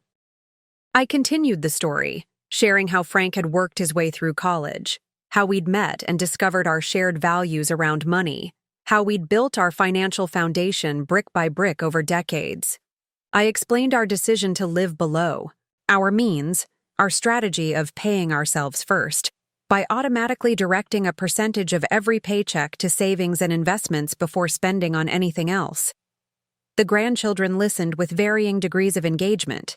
The teenagers, more focused on the investment aspects, the younger twins connecting more with the personal elements of the story. All of them seemed to grasp the underlying message, that their grandparents had approached money with intentionality and purpose, rather than simply responding to immediate desires or social expectations.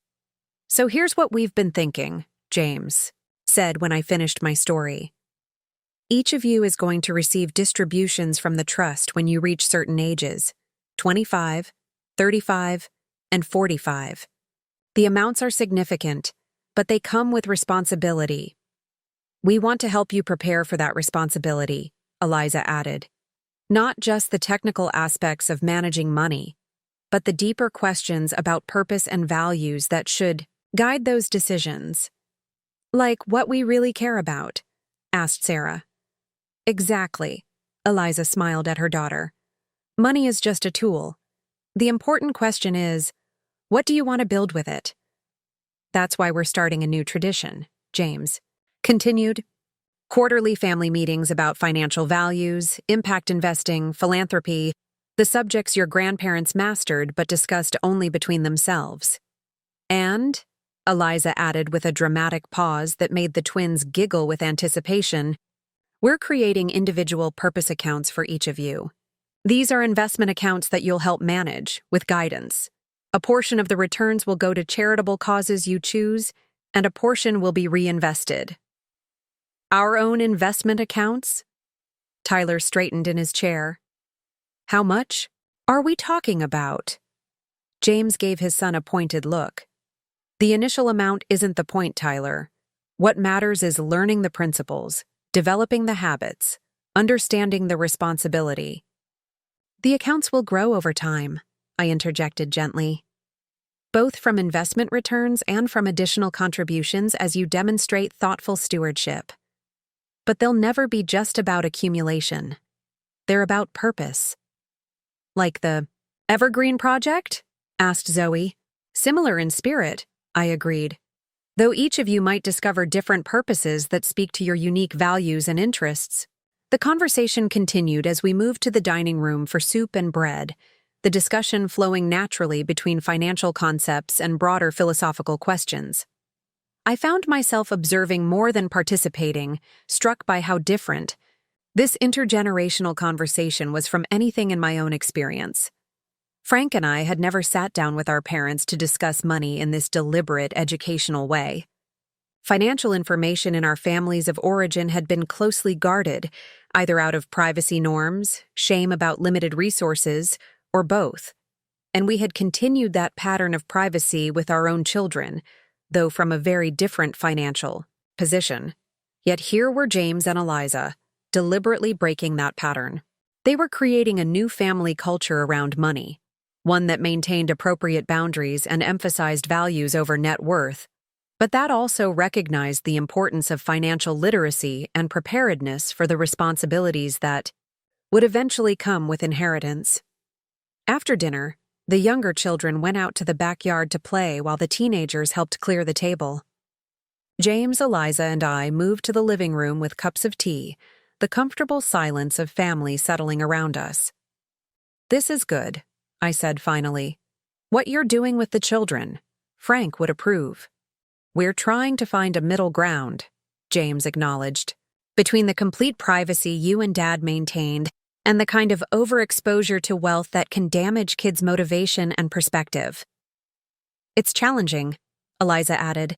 We want them to be prepared, to understand both the mechanics and the ethics of managing significant resources. But we don't want money to become their primary focus or source of identity. Balance is always the challenge, I agreed.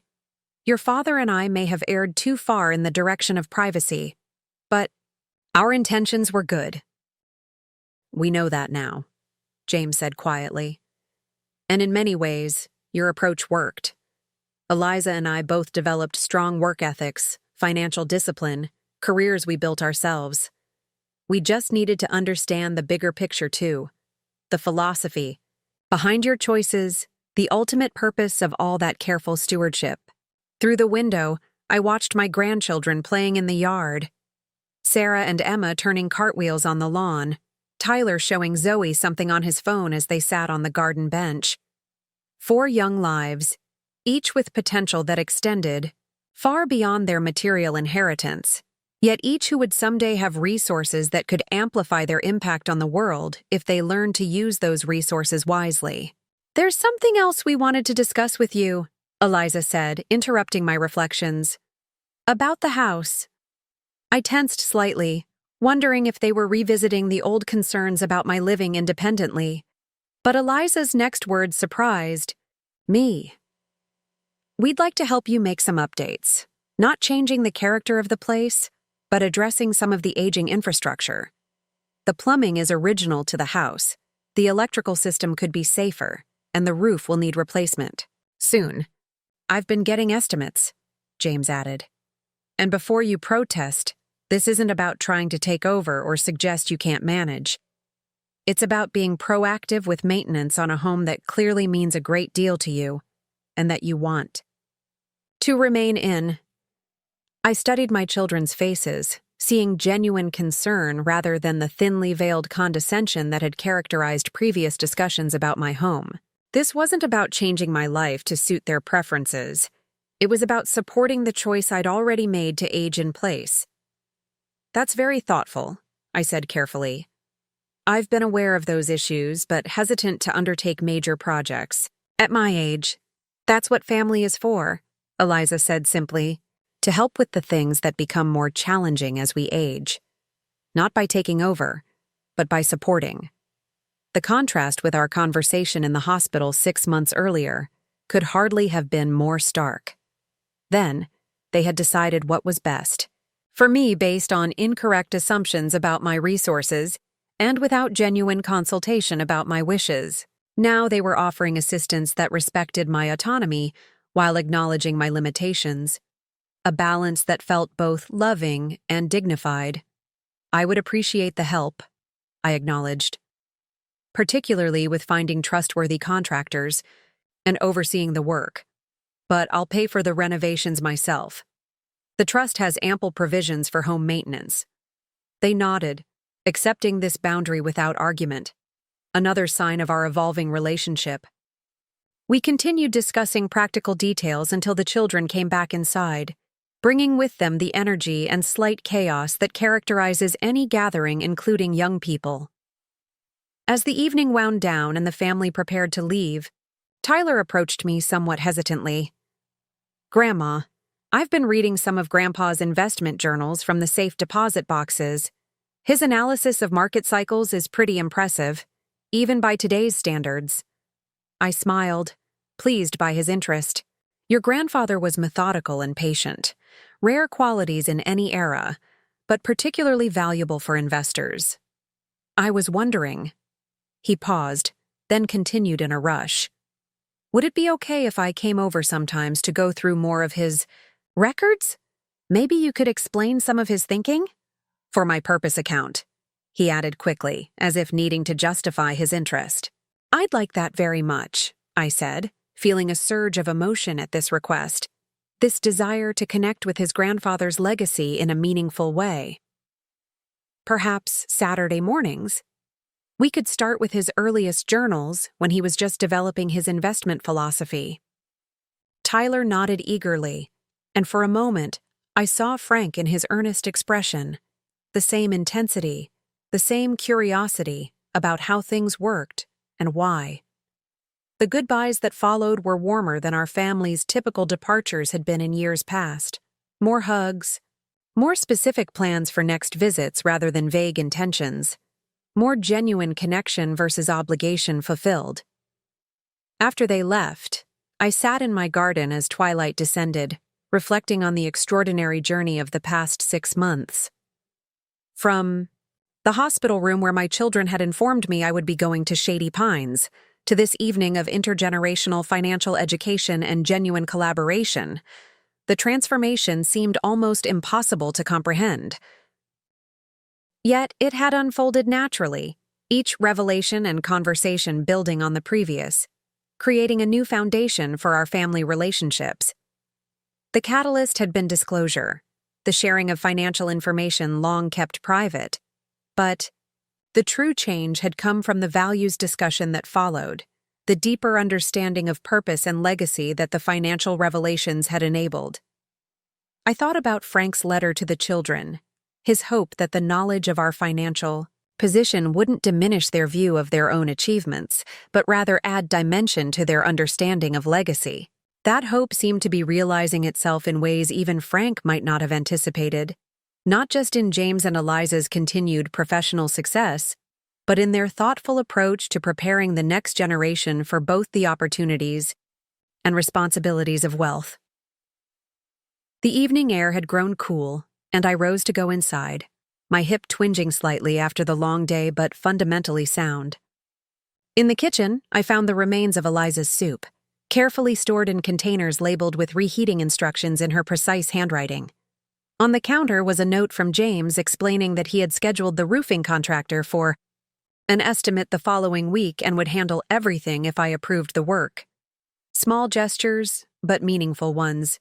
Indications of care that respected my independence while acknowledging our interdependence as family. I made a cup of tea and carried it to the living room, where Frank's portrait still hung above the fireplace. The wedding photograph that had once hidden the safe deposit box key now stood on a side table, one of many family photos that documented our journey through the decades. "We did well, Frank," I said softly to his image. "Not just with the investments, but with the children. They needed time, but they're understanding what really matters." The Evergreen Project was moving forward, with James and Eliza now actively involved in its governance. The first programs would launch next year: financial literacy courses in public high schools, scholarships for community college students, small business mentoring in underserved neighborhoods. Frank's vision and my implementation, now enhanced by our children's expertise and connections. The grandchildren's purpose accounts were an unexpected but fitting extension of that vision, a way to connect the fourth generation of our family to the values and intentions that had guided our financial decisions from the beginning.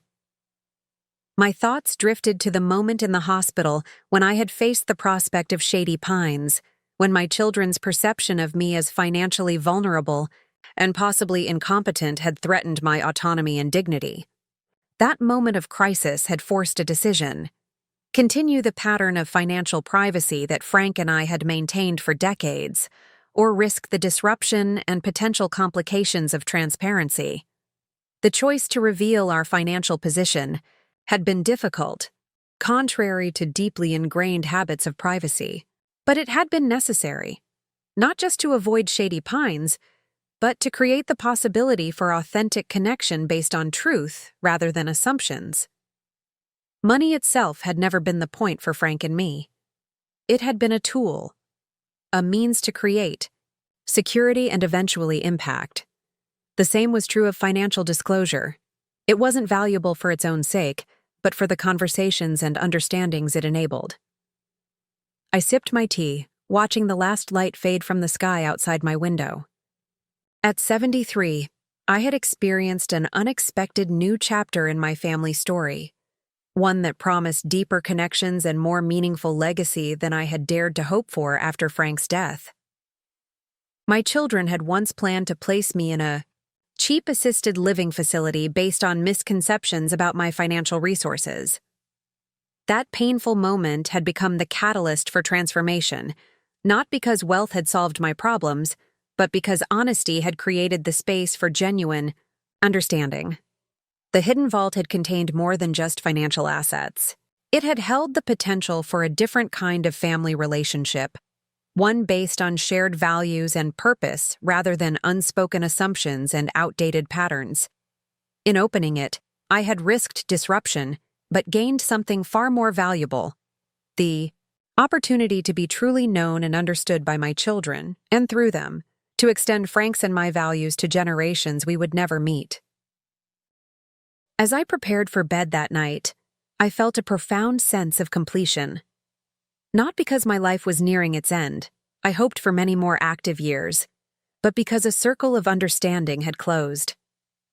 The careful stewardship Frank and I had practiced for decades, the purpose we had defined together, the legacy we had envisioned, all of it now continued through our children and grandchildren. Not as an obligation, but as a chosen path they were making their own. The financial resources were significant, certainly, but the true wealth lay in this continuity of values, this shared understanding of purpose that transcended individual lifespans. Frank had understood this all along. I had glimpsed it through his eyes. Now our children were beginning to see it too, and to translate it into their own language for the next generation. That night, I slept more peacefully than I had in years, secure in the knowledge that what Frank and I had built together, not just financially, but philosophically, would endure and evolve in ways that honored its origins while meeting the needs of a changing world. The most valuable asset in our hidden vault had never been the investment portfolio or the real estate holdings or even the carefully structured Evergreen Project. It had been the underlying principles, The commitment to purpose over acquisition, impact over status, sufficiency over excess, that had guided every financial decision we made across 5 decades. Those principles, once shared, had proven more powerful than I could have imagined. They had transformed not just my own circumstances, from the prospect of Shady Pines to the reality of aging with dignity in my own home, but the ongoing story of our family itself. Frank would have been pleased. 2 years after my fall and the revelations that followed, I stood before a crowd of community members, local officials, and my extended family at the opening of the Evergreen Project's first physical location. The renovated building, once a struggling community bank branch, now housed classrooms for financial education, meeting spaces for small business mentoring, and offices for the growing staff of our foundation. Financial knowledge shouldn't be a family secret or a luxury for the privileged few, I said into the microphone, surveying the attentive faces before me. It should be accessible to everyone who wants to build security and meaning through mindful stewardship of resources. From the front row, James and Eliza watched with expressions of pride and something deeper, a kind of understanding that had developed gradually over the past 2 years. Behind them sat their children. Tyler, now in his first year of college studying business and economics.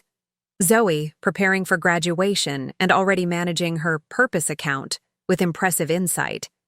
And the twins, Sarah and Emma, whose initial confusion about the secret money had evolved into genuine curiosity about how resources could create positive change.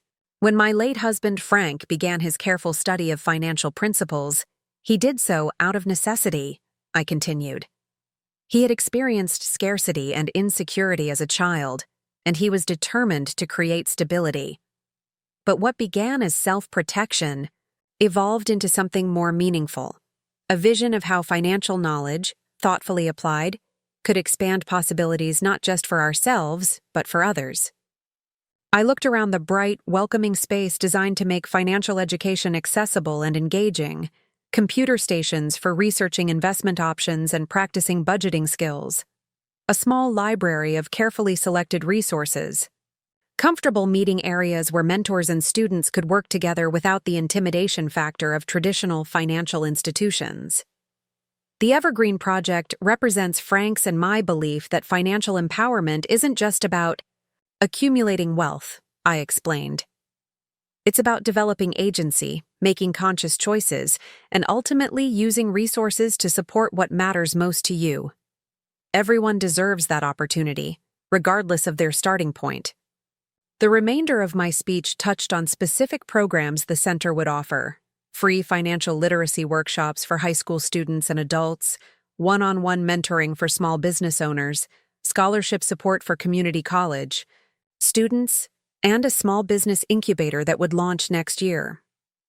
I acknowledged the partners who had helped make this vision a reality: local businesses, educational institutions, and especially the team of professionals who had volunteered, their expertise during the planning phase.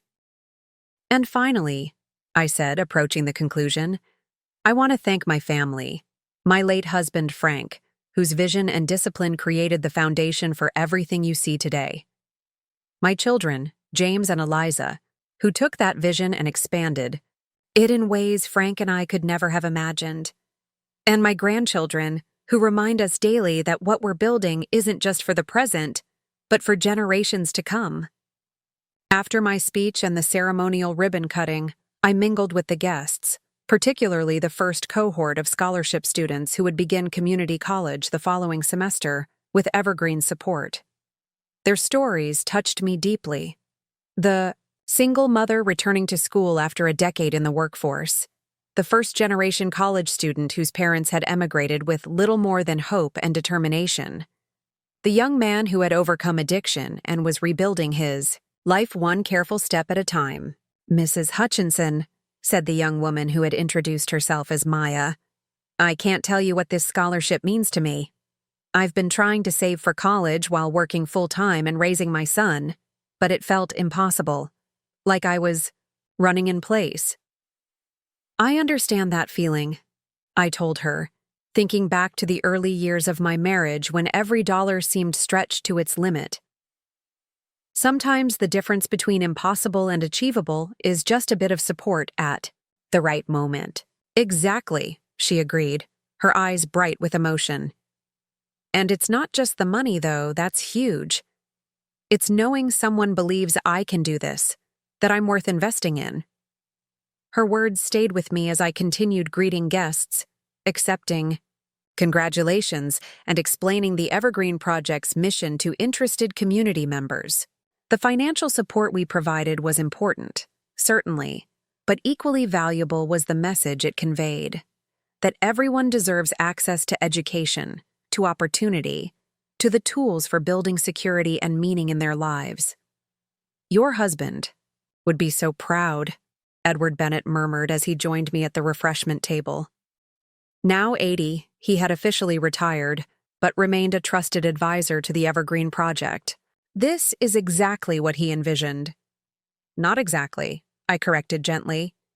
It's become something more than either of us initially imagined. The children and grandchildren have brought new perspectives, new energy. Indeed, what had begun as Frank's and my carefully constructed plan had evolved significantly with the involvement of the next generations. James had leveraged his business connections to secure corporate partnerships that expanded our reach. Eliza's marketing expertise had transformed our messaging, making financial concepts more accessible to diverse audiences. Even the grandchildren had contributed. Tyler developing an app for young investors, Zoe designing graphic materials for teen workshops, the twins insisting on programming specifically for elementary school children. A family project in the truest sense, Edward observed. Rather rare in my experience. Most families I've worked with struggle to maintain cohesion around wealth, let alone shared purpose. It took a crisis to get here, I reminded him, thinking. Back to the hospital room and the prospect of Shady Pines. Sometimes the most difficult moments open doors we didn't know existed, Edward nodded thoughtfully. I remember when you called me from the hospital. You were so determined to prevent them from moving you to that facility. But I don't think either of us anticipated how completely that moment would transform your family dynamics. Life's most important lessons rarely arrive in expected packages, I replied, watching as James engaged earnestly with one of the local business owners who had supported the project. My son had changed significantly over the past 2 years, still ambitious and driven, but with a new dimension of purpose that transcended mere career advancement or wealth accumulation. The celebration continued for another hour, the center humming with conversation, ideas, and possibilities. Finally, as the crowd began to thin, the director of the center, a capable young woman named Alicia whom we had hired from a nonprofit background, approached me. Mrs. Hutchinson, we've prepared something special to commemorate today's opening, she said, guiding me toward a previously unnoticed section of wall near the entrance. We wanted to honor the vision that made all this possible. She gestured to a staff member, who pulled a cord to remove a covering cloth, revealing a plaque mounted beside a large framed photograph. The image showed Frank in his early 60s, sitting at our kitchen table with financial papers spread before him, his expression one of quiet concentration. I remembered taking that photograph myself, capturing him in his natural element without his awareness. The plaque read, "The Frank Hutchinson Center for Financial Empowerment." Founded on the belief that financial knowledge, thoughtfully applied, can create security, opportunity, and positive impact for individuals, families, and communities. Money is stored energy, stored choices. Frank Hutchinson. Oh, I said softly, my hand rising involuntarily to my heart. This is perfect. It was James's and Eliza's idea, Alicia explained. They wanted their father's philosophy to be visible, central to our mission. I nodded, unable to speak past the sudden tightness in my throat. The photograph captured Frank exactly as I remembered him. Methodical, focused, quietly passionate about creating security, not just for our family, but eventually for others through what would become the Evergreen Project. James appeared at my side, his arm slipping around my shoulders in a gesture of support that had become more frequent in recent months. "Dad deserved this recognition," he said. "His principles are the foundation of everything we're building." "He would be so pleased," I managed to say. Not with having his name on the wall, but with seeing his values continuing through all of you. Later that evening, my extended family gathered at my home on Birch Street for a celebratory dinner. The house had been transformed over the past 2 years, not into something unrecognizable, but into an updated version of itself. The promised infrastructure improvements had been completed: new plumbing, updated electrical systems, a roof that would last decades. But we had preserved the character and memories, the essence of the home where Frank and I had raised our family and built our quiet financial empire. The kitchen had been modernized with better appliances and more accessible storage, making it easier for me to continue cooking the meals I enjoyed. The bathroom featuring grab bars and a walk-in shower that eliminated the fall risk of the old tub without sacrificing comfort. The garden had been redesigned with raised beds that required less bending and kneeling, but still allowed me to tend the plants that brought me such pleasure. All these changes had been implemented with careful consultation, my children suggesting options but always deferring to my preferences, respecting my connection to the home while addressing practical concerns about safety and convenience. It was a far cry from the unilateral decision about Shady Pines that had catalyzed our family's transformation. "A toast," James announced, raising his glass as we sat around the dining room table. The original table, refinished rather than replaced. "At my insistence. To the Evergreen Project and its official launch. And to Mom, who transformed a potential crisis into a new chapter for our entire family." "To Mom," echoed the others, glasses raised. "And to Grandpa," added Tyler. "Who planted the seeds for all of this?" The conversation flowed easily throughout the meal, touching on future plans for Evergreen, Tyler's experiences in college, Zoe's upcoming graduation, the twins' latest interests. The awkwardness that had once characterized our family gatherings, the unspoken judgments, the careful distance, had been replaced by genuine engagement and mutual respect. "I've been thinking about expanding the center's programming to include retirement planning workshops," James mentioned, as he served himself another portion of the roast I had prepared. "So many people in this community are approaching retirement, age with inadequate preparation." "That's an excellent idea," I agreed. Frank would have supported that enthusiastically. He was always concerned about how few people understood the power of early and consistent retirement planning. "Maybe we could develop some case studies based on Grandpa's investment journals," Tyler suggested. "I've been digitizing them for my economics project, and the long-term results are really compelling, especially when you account for inflation and market cycles." "I'd like to see those," said Zoe, who had recently begun showing more interest in financial matters as her college decision approached. "Especially how he handled market downturns.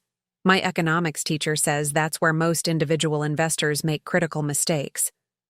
The conversation continued in this vein, substantive, engaged, collaborative, each generation offering perspectives that enriched the overall vision.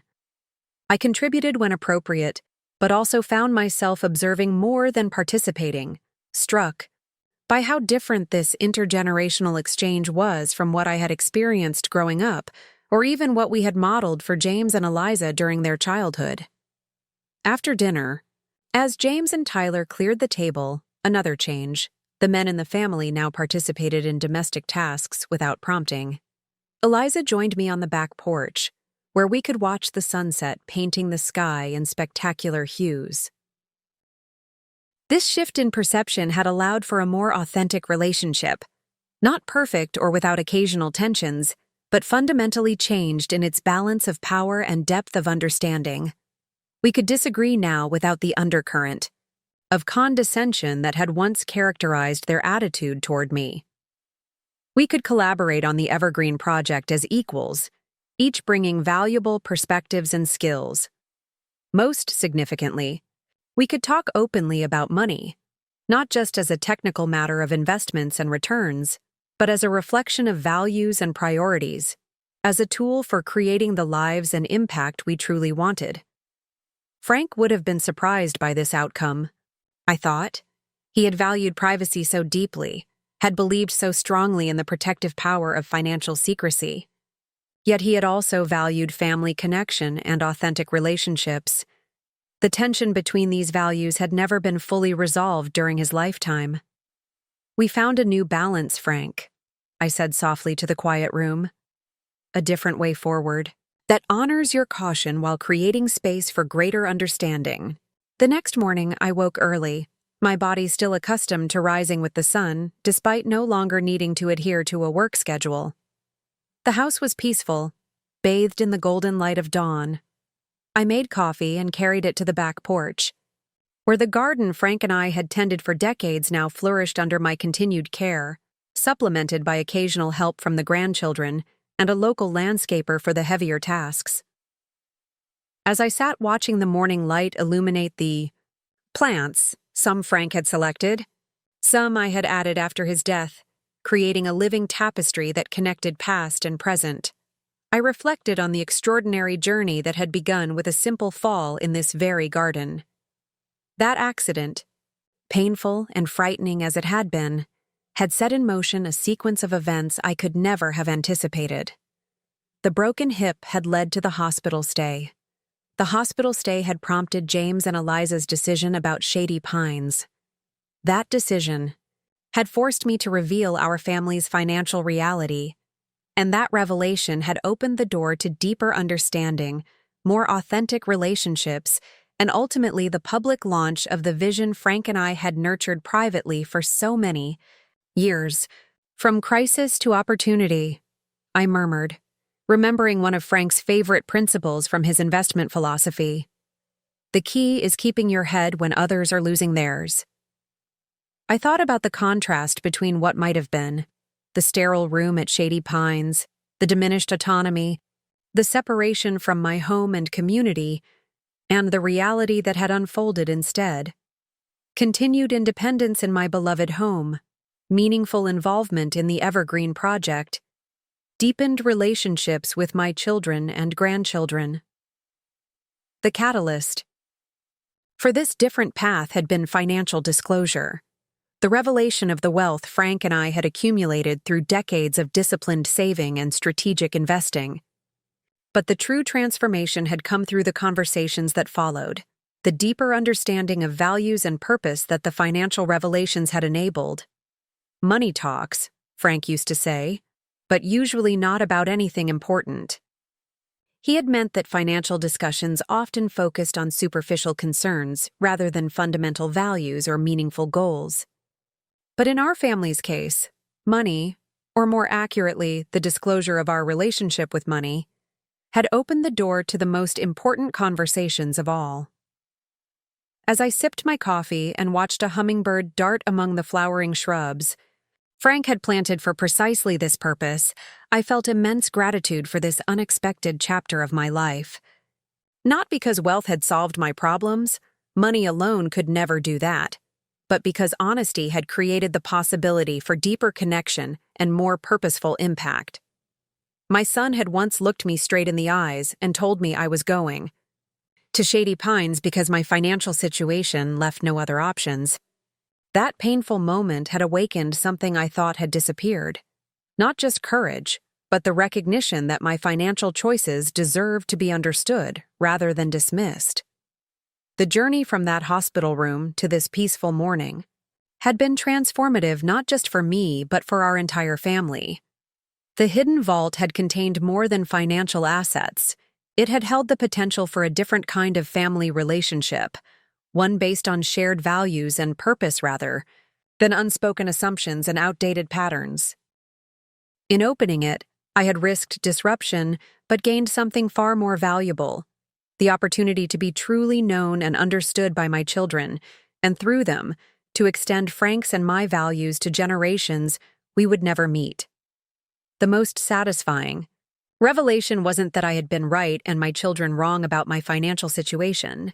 It was that through greater honesty and mutual respect, we had all found a better way forward together. One that honored the past while creating new possibilities for meaningful connection and impact.